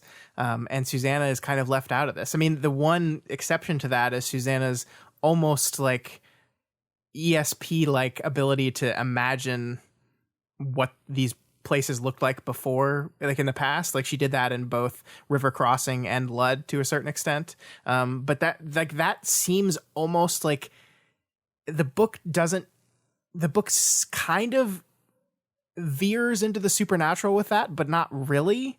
Just like a little bit, just like dipping its toes into it. It could just be, oh, she's very perceptive and it is making a lot of educated guesses about things. I think I lean toward it being ESP of some flavor, but I don't think she sees it that way. And I think that's maybe the crucial thing is, for her, it's still all faith, because if there are magical things influencing her, she doesn't know. She doesn't get it. Sure. So they camp for the night on the highway, and Roland, who has promised to tell the tale of him and Susan, begs for one more day to get his head around it. And he says, "Would you think I was cozening," he said, "if I asked for one more day to think of these things? Or perhaps it's a night to dream of them that I really want. They are old things, dead things, perhaps, but He raised his hand in a kind of distracted gesture. "Some things don't rest easily even when they're dead. Their bones cry out from the ground." "There are ghosts," Jake said, and in his eyes Eddie saw a shadow of the horror he must have felt inside the house in Dutch Hill, the horror he must have felt when the doorkeeper came out of the wall and reached for him. "Sometimes there are ghosts, and sometimes they come back." "Yes," Roland said, "sometimes there are, and sometimes they do." Oh man, once again, what is this story? I know. Yeah, I think it's so powerful when Roland does this, like casually makes this distracted gesture in the bit you just read. Because like, again, this man, he's always so in control. And, now we've seen him faint and we see him kind of make this like absent, like helpless gesture. It's very, it's really bringing him down to the human level, right? Yeah. Like, I don't know. He's so distracted. Yeah. I don't know. I'm thinking of like specific times where, like in real life, I've known like a figure that I sort of like really admired, and then like seen them push just to the point where they're like fidgeting, and you're like, oh, you're a person, and that's sort of where he is right now. Yeah, totally. And I love this part too, where Eddie looks at Jake and sees the horrors of the Dutch Hill house, which I'm sure Jake is thinking about that. But look at this quote, Matt. "Sometimes there are ghosts and sometimes they come back." This is right after Jake just saw Charlie flash a light at him. And you have to believe that he's thinking about Charlie too. Yeah. Sometimes there are ghosts of things. I mean, the ghosts in the machine was literally what Blaine was. And Jake is scared of the Dutch Hill house, scared of what he saw there. He's terrified of Charlie. And then Charlie winks at him to say, "I'm not gone." And so maybe the door monster isn't gone either. Maybe all these horrors that you faced are still there and will come back someday. And how horrifying that must be. Yeah, right. That's a good point, right? Because in a story we suspect like, we're past that challenge, that trial.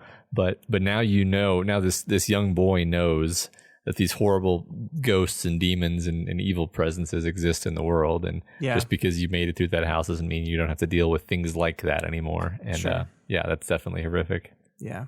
So the Tet, of course, gives him the one more day he wants. But Eddie here is like, he wants to give him more than that.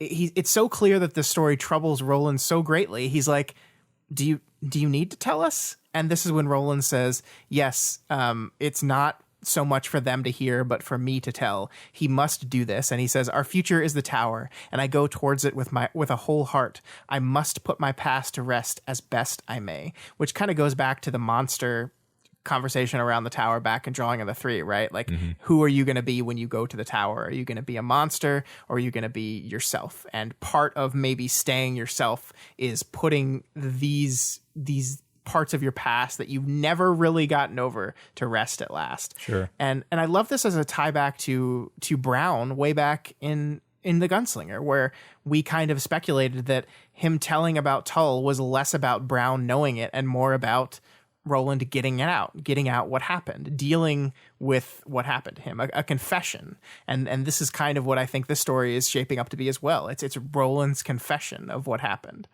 Right. And we've talked about the fact that he's just always moving forward, and he's kind of this plotting person where he doesn't reflect. I mean, I distinctly remember in The Gunslinger how we almost made fun of the fact that he kept thinking to himself, like, I'm not really one to reflect, but here's another reminiscence of my past. Right. As long as there's someone with him to listen, he's just absolutely opening the floodgates on his past.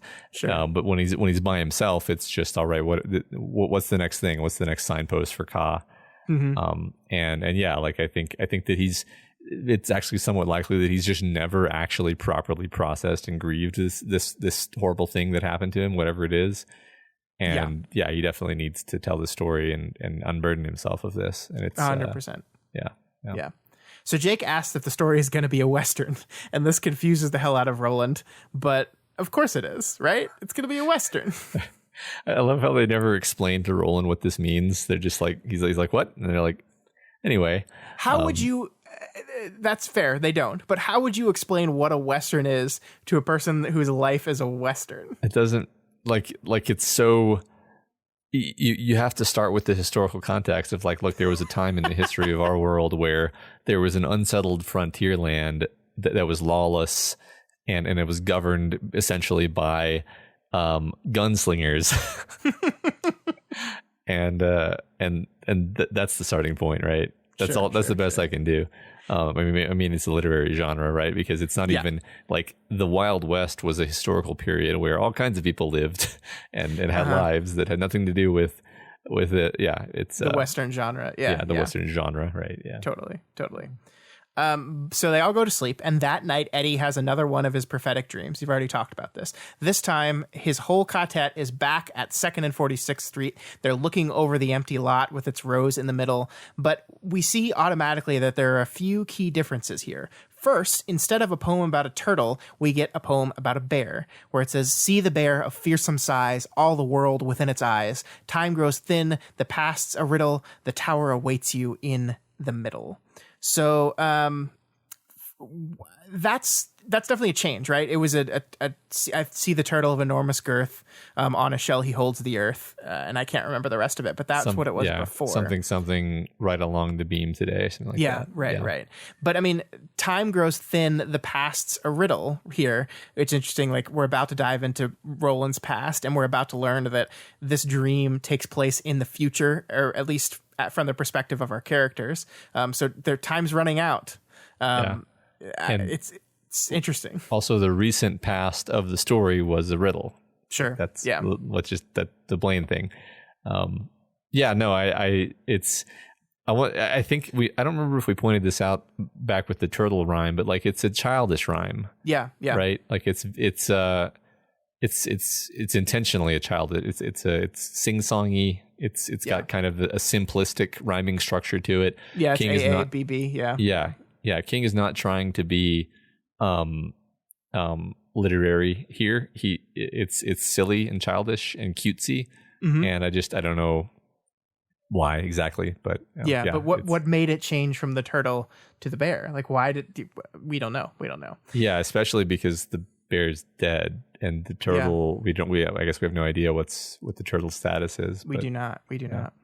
We also see posters for some comedian named Adam Sandler and a movie called The Craft. The Craft was a movie that came out in 1996. It's a movie about 3 teenage witches, and maybe they're 4. I don't remember. I don't remember.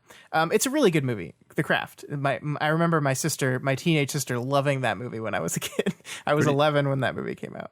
I'm pretty sure there were 3, and then they added a new witch. Yeah, that's the formula, isn't it? Yeah. I love that movie, by the way. It's a great movie. It's a great movie. Yeah. But that movie came out in 1996. So what King is doing here is telling us, the readers that are reading this in 1997, that this takes place in the future for our characters. It puts them, I think the latest they've been around is 1987, right? So they are at least 9 years in the future now.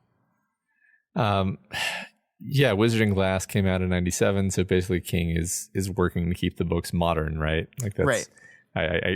That was my immediate thought of like, okay, I think I know why we're placing this movie why we're placing this scene in 96 is because that's now for Yeah. King. And I love that he can't say that, right? He can't I think it would be so lame for like in this dream Eddie to look at a newspaper and it say, August 2nd, 1996 or something like that. Like it'd just be so stupid. But so all he does is put a poster there for a movie that someone reading this book in 1997 probably had heard about recently. And so immediately it orients you in time and suddenly like, oh, this is the future. And so when this red bulldozer bulldozes into the lot and starts driving over the rows, it's basically like, this is a warning. This is what's going to happen. This is what you have to prevent. It's coming. It's coming in 1996, let's say. Right. You have to do something about this. And I think it's very well done, I thought. Like, it's just, let's just put stuff up that our 90s kids will know about. Adam Sandler, huge in the 90s. Yeah. And it does that all without saying any dates at all. Yeah, no, excellent point. I mean, obviously, Gasher's not really going to be there, but the timing of it is what comes across. Sure. So yeah, we see that red bulldozer. It's got the Crimson King logo slashed across it, and our orc friend Gasher is riding on top. Gasher then threatens to run over the rows before turning into Engineer Bob, and then at last turning into Roland. Roland running over the rows. What? So Eddie awakes from this dream with a start and finds Roland still awake, cleaning his guns, probably like trying to work through how he feels about the story that he knows he has to tell in the morning. And unlike in the past, Eddie tells Roland about the dream immediately, all of it, even the part with him at the end of it, and asks Roland what it means. And I love he starts this conversation by saying, "Hey, Roland, you'd never betray us, would you?" Which is hilarious because it's Roland. But I love what Roland says here. He says, "No man can say that for sure, Eddie, and I have already played the betrayer more than once, to my shame. But I think those days are over. We are one, Ka-tet. If I betray any of you, even Jake's furry friend, perhaps, I betray myself. Why do you ask? And you'd never betray your quest. Renounce the tower? No, Eddie, not that. Not ever." That's interesting. Yeah. Right? Yeah. Well, so first of all, I think it's funny because he's like, "No, I wouldn't betray you because that would be betraying myself." Not, "I wouldn't betray you because that would be wrong." Sure. Which, I mean, it's exactly the kind of like pragmatism that lets you know that he's definitely telling the truth here. Like he really believes. But I mean, the framing of it, and maybe this isn't what you meant exactly, but the way it's framed is like, okay, well, what if your Ka-tet and the tower are at odds with each other in some sense? What if you think that in order to get the tower you have to betray your Ka-tet, right? Like, right. Like you would never betray the tower. I don't think I'd betray you guys unless I think the assumption to the reason I will not betray you, those days are over, is him assuming that his quest will not make him choose again. Yeah. That because they are Ka-tet, their quest is one and the same, and therefore supporting his Ka-tet is supporting the tower. But not, like, I totally agree that there's nothing in here that says if it came time to choose between Jake and the tower again, he'd choose the tower. I think that's still 100% true here. I just think he thinks that that's just not the choice that's going to be pushed in front of him anymore. I think that the story has, I mean, I get that Roland is kind of an idiot, but like the story is clearly saying like, oh, you think you can get away with sacrificing this animal to save Jake just because you think you need Jake for your quest? I'm going to make it so that now you can't, I'm going to show you that you were stupid and wrong to think that you could sacrifice this animal. And it's just an animal. Like we don't really have any reason to believe that Oi is like magical other than being, kind of a smart Billy Bumbler. Sure. So like the idea that Roland is like, okay, well, I guess Eddie, Susanna, Jake, and the Billy Bumbler can't sacrifice them. Okay, can sacrifice anything else though, right? That's fine. And it's like, no, that's not the point, Roland. The point is stop sacrificing things. Yeah. Right. So, right. So I don't know. That was a bit of a rant, I guess. But the point is, this quote you pulled out really highlights the degree to which he still doesn't get it. Definitely. Here's the thing, though. Then he says, "Okay, well, if you're not going to betray us, why did I just see a picture of you in a bulldozer bulldozing over the roast?" And Roland's answer to this is basically like, "That's bullshit. It's shit," Roland said dismissively. "Mud pies of the mind. Dreams either mean nothing or everything. And when they mean everything, they almost always come as messages from other levels of the towers." And he gazed at Eddie shrewdly. "And not all messages are sent by friends." So his assumption here is that the reason you saw me doing that can't be because I am a threat in any way. It has to be because someone is sending you a message and it is not a friendly person. You are not getting a friendly message right now, which is an interesting conclusion to reach, isn't it? It is. Yeah, right. I mean, he's so unwilling to believe this of himself, especially in a setting where he's about to tell the story about how he's not a great person. Yeah. And also, this is yet another thing where you're just like, God damn it, Roland, why don't you tell people these things before it becomes relevant? Like, how do you know this about messages coming from, because like clearly Roland knows so much more than he tells the others. Yeah. It's just, God damn totally. Roland. Yeah. But we've never seen this, right? Every time our characters have been told messages, every time Eddie has had a prophetic dream, it has been the White. Or at least it's strongly hinted that it's been the White trying to help him complete his quest in the Wastelands. It was, here's all the things you need to do to get Jake here. This is what you need to do. Pay attention. So we've never seen, or the book has never kind of allowed us to hear the possibility of the fact that, hey, some of these dreams might not be from the good guys. And I don't know what to do with that information right now, right? It's really interesting. Like, part of me wants to be like, yeah, okay, Roland. But part of me wants to be like, okay, well then what can we trust? Who can we trust? What feelings can we trust? When Jake gets feelings, is this coming from the side of good? Is it coming from the White like it was last time? Or is this the other side influencing him? Yeah, right.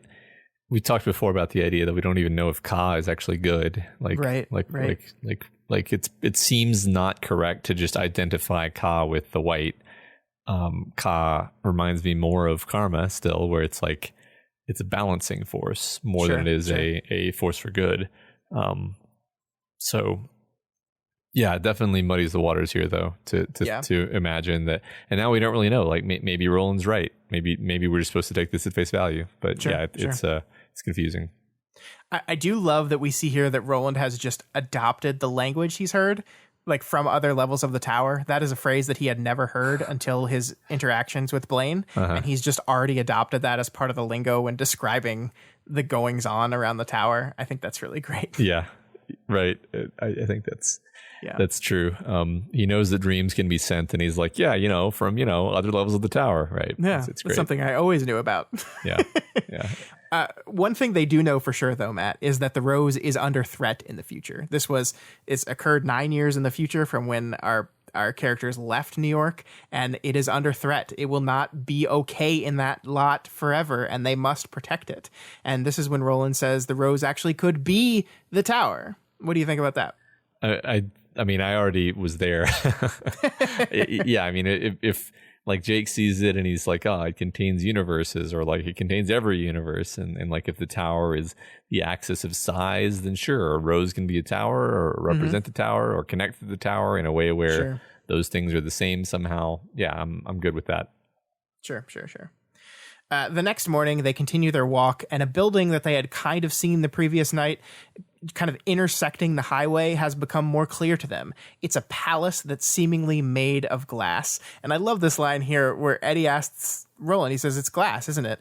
Roland took another brief look. I wot, he said, a phrase which seemed to mean reckon so, partner.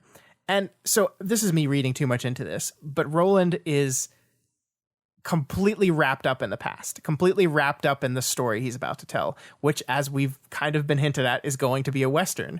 And he's starting to kind of speak more Western-y here as he ramps up to mentally prepare himself for the tower. I don't think we've ever seen him use that phrase in these books before. Yeah, definitely. It's it's actually kind of weird. You're like, where is this coming from? Yeah, right. Absolutely. Yeah.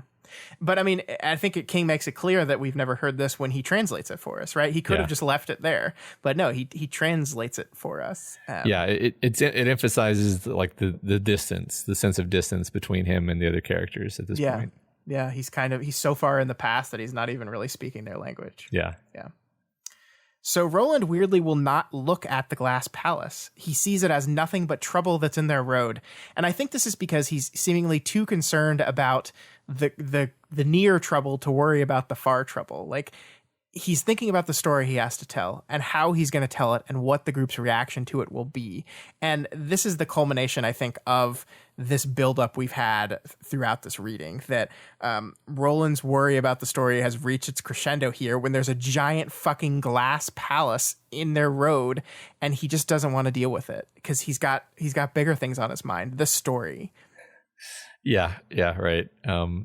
King is really using like all the tools at his disposal to amp up the anticipation for this story by showing how Roland just isn't even paying attention to what's happening. Yeah, it's great.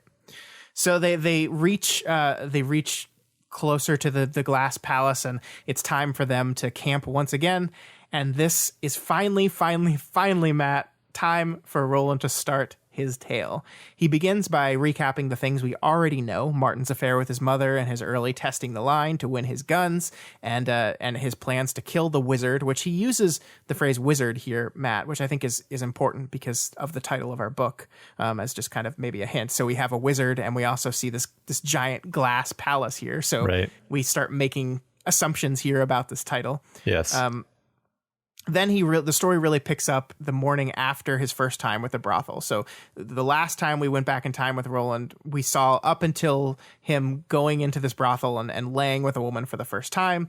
And we are picking that story right where we left off when his father, Stephen, comes storming through the door. And then we actually transported in the story. It stops being Roland telling the story and the text shifts to we're just living the story.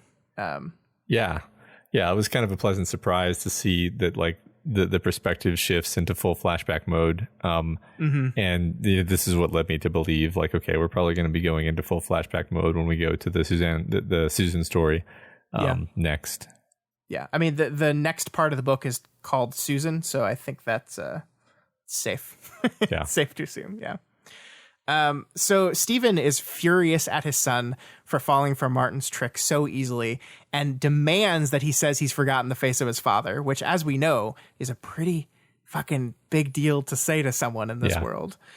He also like shoots Roland's newly earned gun out of his hand. Yeah. Like this is like legit. He's furious at him. Yeah. Yeah, it's intense. It's a very intense scene. It is. It's exactly the kind of thing that you have been like looking forward to learning about for a long time, actually, because you know there must have been some event like this. You know kind of the general shape of it. You know that he ends up leaving. You don't know why though, and so it's very satisfying to get to see this actually. Yeah, and Stephen eventually calms down and says, "I was wrong in what I said, and I apologize. You did not forget my face, Roland, but you were still foolish. You allowed yourself to be driven by one far slyer than you will ever be in your life. It is only by the grace of the gods and the working of Ka that you have not been sent west. One more true gunslinger out of Martin's road, out of John Farson's road, and out of the road which leads you to the creature that rules them." He stood and held out his arms. "If I had lost you, Roland, I should have died." And this is huge because we've seen Stephen as this kind of like asshole jerk character in the past. Like I just remember the conversation with him about the cook that betrayed them and how he comes off as like, oh, you have sympathy, your kindness, caring, like morality, but in this, like, he loved his son. He loves like that much is true here, and that's why he's angry at him, because he almost lost him. Yeah, you have to figure at this point that this character must be operating from like pragmatism, because he is more subtle and conniving than he seemed at first, obviously, because we realize that he has known he has known that they're weaving their webs around him, and he knows that they're trying to trick him in all these different ways, and so the game that he's playing against Martin / John Farson is this high level chess game that Roland isn't even aware of as a kid, certainly. Yeah. And so we see a bit of his humanity here for the first time. Yeah, because these 6 words he whispers into Roland's ears, I have known for 2 years about the affair that his wife is having with Martin. Yeah. So yeah, he's kind of trapped and trying to manipulate or trying to maneuver around this game with someone that's really smart and sly, and slyer than Roland will ever be in your life. Yeah. He just can't stop getting a dig in there. I know. It's pretty great. Yeah, it's a great moment though. Yeah. It really shifts a lot of our understanding about Stephen Deschain, because he appreciates the situation. He's got to be a pretty shrewd guy himself to be able to have stayed one step ahead of these other guys who are portrayed as being very crafty for as long as he has. I remember toward the start of the story, we talked about the culture of Gilead maybe being like an honor culture, which I actually still think is true. Maybe even more so after watching the way this scene plays out, which makes it all the more impressive that Stephen is able to just like play dumb the way he has and just kind of absorb the shame of cuckoldry for the sake of this long game, for more important things, right? It's actually sort of like makes you raise your estimate of him a bit. Yeah, it's especially tragic knowing that it's a game that he loses, because we know how this whole thing ends. Like, we don't know the details of it, but we know Gilead falls. We know his father's dead because that's why he has his guns. It's a big deal. Yeah. And of course, this line where he refers to the creature that rules them, the creature that rules Martin and John Farson. I'm at this point, I'm like, okay, it's probably the Crimson King. Sure, yeah. So Stephen is sending them out to the east, away from Martin and the danger of Gilead. And this is the story that Roland is about to tell. This happens when he's sent out east. I think we get a hint that his friends are going to be coming with him. But we end this week's reading on, as the flames flared up, driving the shadows back a little way, he began to talk. All that queerly long night he talked, not finishing the story of Susan Delgado until the sun was rising in the east and painting the glass castle yonder with all the bright hues of a fresh day and a strange green cast of light, which was its own true color. So they followed the yellow brick road to the Emerald City. Yeah, I mean, it's a green palace, so sure. Yeah, sure. I mean, we've talked about the beam being the yellow brick road before, so it just kind of seems like King's doing a thing here. And they're in Kansas, I don't think I'm making this up. Well, I don't think they're in Kansas anymore. Oh, okay. Well, they were in Kansas before. I mean, now they're not anymore. They walked through the Thinny. I get it. Yeah, it's a joke. See, I'm doing a thing. Yep. So one of the things I wanted to talk to you about here is that, like, at the beginning of the story, King ends the chapter with telling when Roland finishes the story, right? Like, all that queerly long night he talked, not finishing the story of Susan Delgado until the sun was rising in the east. And like, so we know he's going to talk all night about the story, and then presumably we're going to move to the story. But I just find it interesting that, like, King says this is going to last all night. And so nothing is going to happen with any of these characters until this story is finished, is what he's basically declaring here. Right. And it's a queerly long night, which to me speaks of, like, the night's going to last as long as it needs to last for him to finish the story, basically. Yeah. I like that. Cool. So that is it for this week's reading. So we will move into part 2, Susan, next week. I think we're covering chapters 1 through 4 of that part. So we'll see. Maybe we'll meet Susan in part 2, Susan. Who knows? I hope so. All right. Let's move right into our audience discussion, Matt, because we got so many answers this week and we've got a lot to talk about here. So before we moved on to the discussion question itself, I wanted to talk to you about an email we got from one of our listeners named Peter, who emailed us about the concepts of Ka and Kef, which are both Egyptian in origin, like at least the partially the names at least are Egyptian in origin. And Peter, like, sent us this wonderful email that went into a lot of detail here that I want to discuss with you, or at least bring up to give Peter credit for doing all this research. So Ka in Egyptian is the soul. At least that's the rough interpretation. The soul consists of 9 parts, according to the ancient Egyptians, although some sources mention 5 or 7 parts, and Ka is but one of them. And Peter quotes an article by Joshua Mark on ancient.eu saying, the Ka was one's double form or astral self and corresponds to what most people in the present day consider a soul. This was the vital source that enabled a person to continue to receive one's offerings in the next world. The Ka was created at the moment of one's birth for the individual and so reflected one's personality. But the essence had always existed and was passed across successive generations, carrying the spirit force of the first creation. The Ka was not only one's personality, but also a guide and protector, imbued with the spark of the divine. It was the Ka which would absorb the power from the food offerings left in the tomb, and these would sustain it in the afterlife. All living things had a Ka, from plants to animals and on up to the gods, which was evident in that they were simply alive. So that's Ka in Egyptian, which is fascinating. I didn't know any of that. I don't know if you did. Not in anything like that level of detail. So that's really awesome.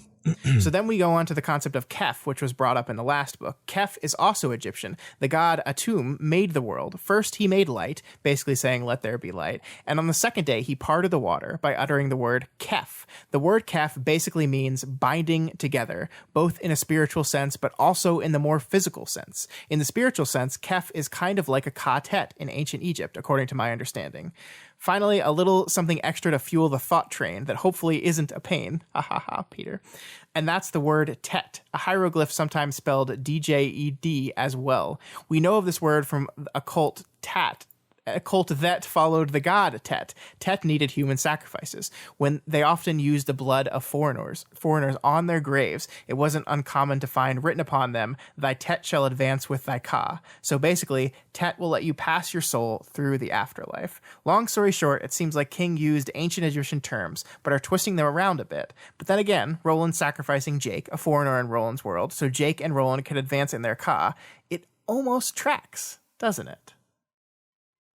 Yeah, it does. I mean, it does seem, I mean, from this, I'm just going to say it seems pretty clear that King read about Egyptian mythology. Sure. And was inspired by it in some way. I mean, whether he just kind of borrowed some concepts or whether there's actually some kind of connection to ancient Egypt in the story, maybe we'll see. I don't know. I mean, I think it's really, really cool anyway. Mm-hmm. And it's fun to think about because like, it seems like they had a pretty interesting and complicated way of thinking about souls that's very, very different from the way we do nowadays. And you actually kind of have to like break down your preconceptions to get to the point where you actually understand what they're talking about. So that's fun. Mm-hmm. Yeah.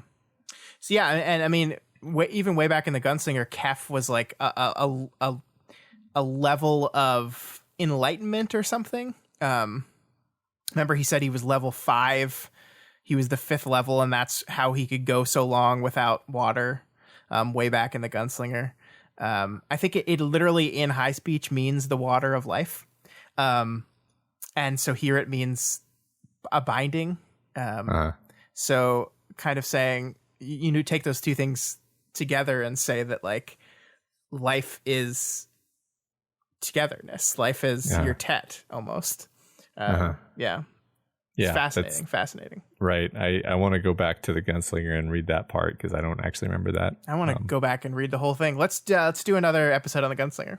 Okay. Yeah. We'll kind of like iteratively. We'll eventually finish. You know, sure. Someday. All right. So on to the discussion question we asked last week. The question was, why do you think the old ones built Blaine? What was his purpose? And we got so many great answers here, Matt. And I think you have done a really great job of combining them.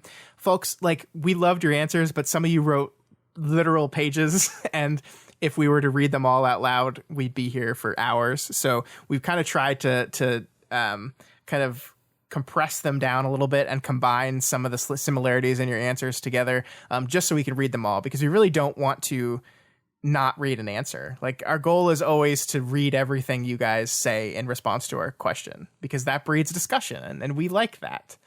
Yeah, and I mean, when you're writing your answers, you can increase the odds that your answer gets read verbatim if you just keep it to, a few sentences. Sure. I mean, I enjoy reading long, complicated answers, but just if you want us to read it out loud, it really helps to make it short for obvious reasons. Very true. All right. So first of all, a few people highlight like the decadence of the old ones. Deep Score and Prisoner points out it isn't enough to have a robot bear that guards a portal. It has to be a 60-foot tall, artificially intelligent cyborg. They have to have a 100-foot tall statue of a gunslinger, cowboy saloons with robot piano players, and they had to have a super intelligent train that can make ice sculptures, heal wounds, draw power from the beams, travel at supersonic speeds, and be aware of countless levels of realities, and be bright bubblegum pink. Everything they made is a monument to their own vanity. Rob the Gob agrees that Blaine seems to have been created, quote, both as a means of transportation and entertainment. That they say, I believe the old ones created Blaine as a riddling mono to keep the passengers entertained and maybe ask a riddle or two in his time. I love this idea that like Blaine was specifically created to riddle, which makes trying to beat it in a riddling contest hilarious. I like that answer a whole lot. Yeah, that is funny to me too. Yeah. So S. Robinson agrees that Blaine probably wasn't built for anything special, but became special after hundreds of years of decay. The Amazing Duck 42 says that the old ones built Blaine because they were incredibly powerful, technologically marvelous, unbelievably advanced people who were bored as fuck. I think that the old ones were creepy-ass voyeurs who used their incredibly advanced AIs to give them new experiences. They made Blaine and Patricia the brains of their city so that they could live a life of luxury without any of the hassles of running a city. Think Westworld crossed with the Hunger Games. And then, either through their advanced technology or a natural force, they observed and harnessed. They figured out how to world walk. This explains Blaine's knowledge, the bleed of culture between our worlds and Roland's, lots of the anachronisms we've seen so far in the books, and more upcoming plot.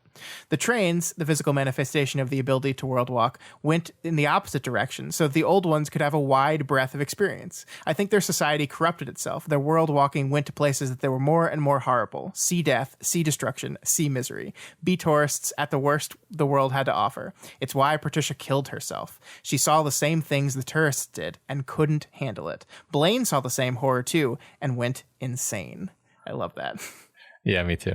Hixanthus wonders if Blaine isn't the evolution of an internet of things, an interconnected network of AI that kept evolving and acquiring more connections. Eventually, given its access to the beams, it grew its connections beyond its world. Yeah, I love that. I mean, that's even before Internet of Things existed, but King could have kind of created a proto version of that. I like that. Yeah, I find it really compelling, despite the fact that I'm like, I don't know if King would have put that together, but sure.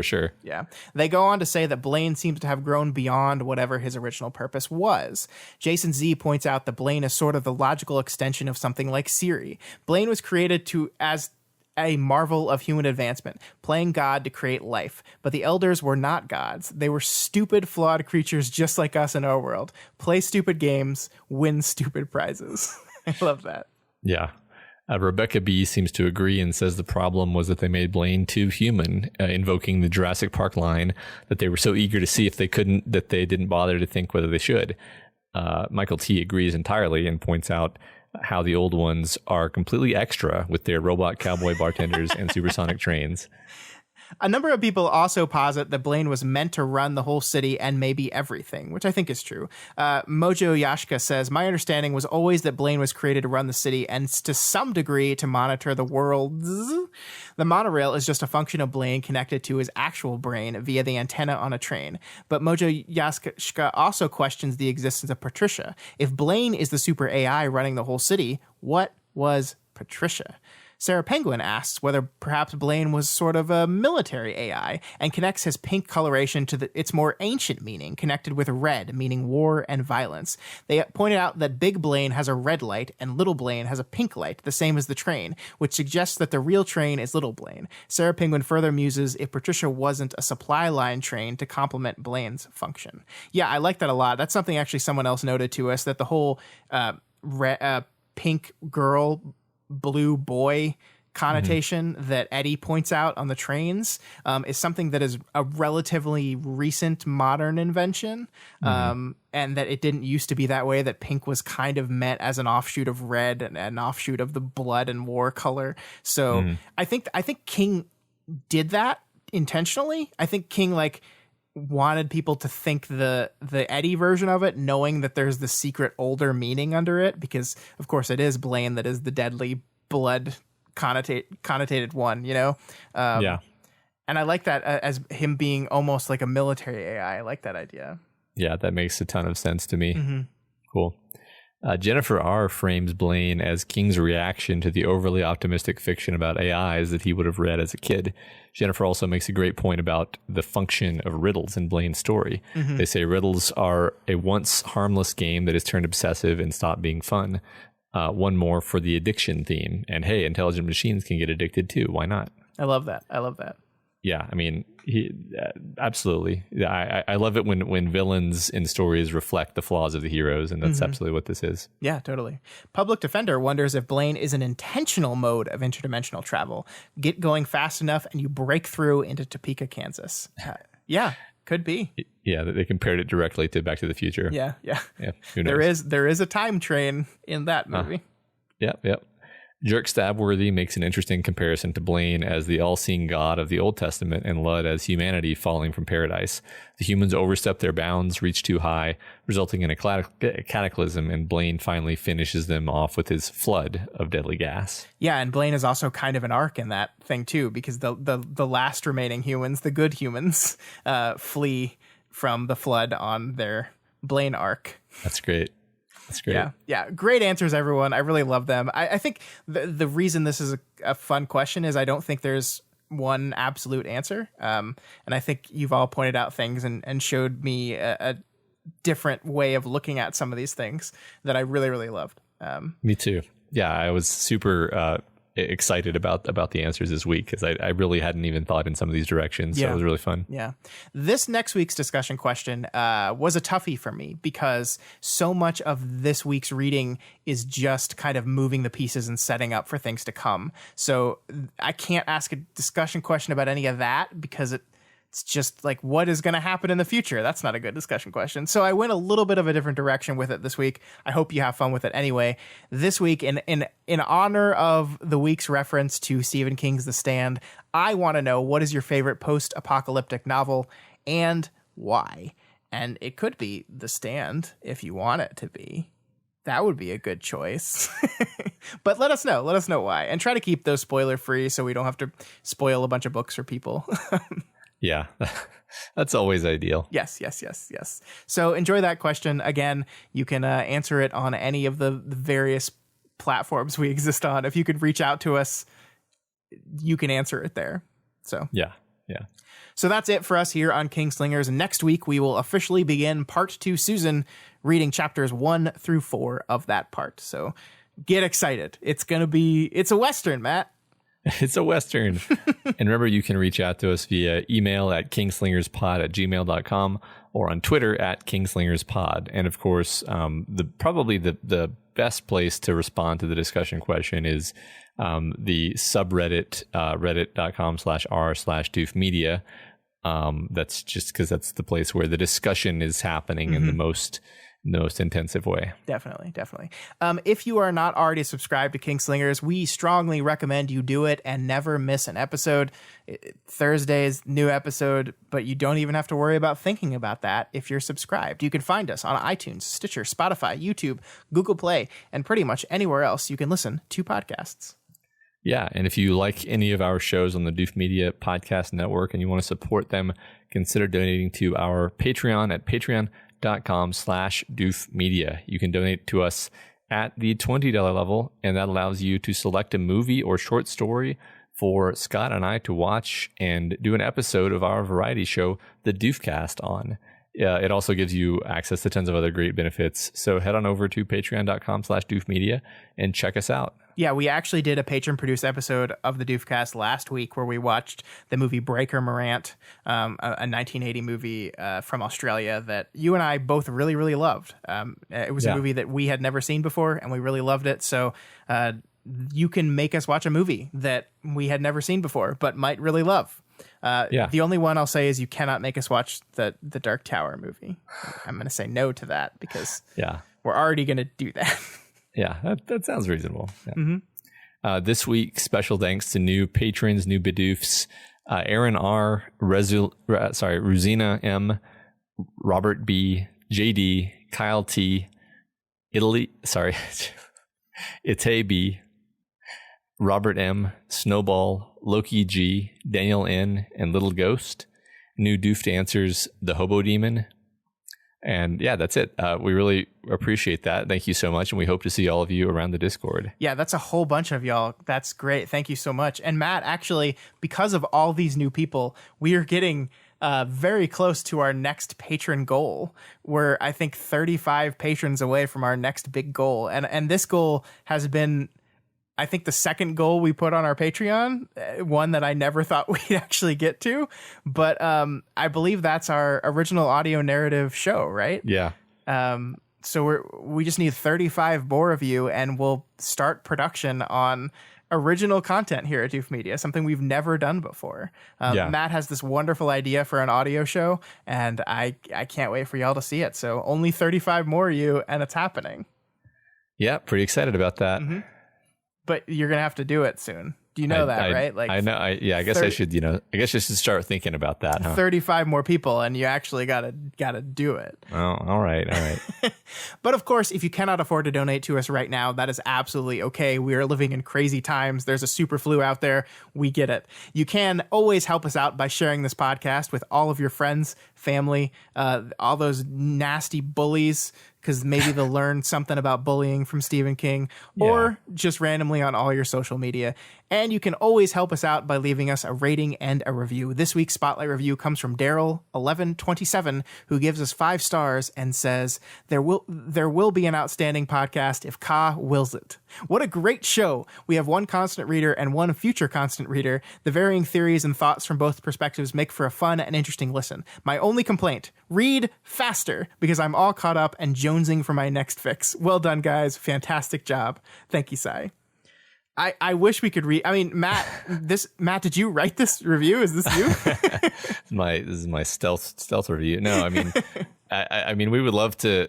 I would love to get through this series faster. The problem is obvious. Then the show would be messed up. So it's a horrible trade-off. Something that only Stephen King could have caused to happen. Yeah, but I do think I totally agree. I think that reading at the speed does allow us to have episodes like this, where we talked for 2 hours about 2 chapters that I probably would have not given much thought otherwise. So while I agree with you, and I would love to make more than 1 episode a week, I'm loving the rate at which we're doing this. I really am.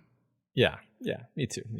But thank you, Daryl, for the kind words and great review. And thank you, everyone who has taken the time to send in those ratings and reviews. As we said, they really, really do help. I think we are one of the most rated Dark Tower podcasts on Apple Podcasts right now. And that's because of you guys. And that makes us look the most legit. I haven't listened to those other ones. I don't know if we're better than they are, but we got more stars. So that's got to count for something. That's all that matters. All right, folks, we will see you back here next week as we begin part 2 of Wizard and Glass. Long days and pleasant nights. And may you have twice the number. I what?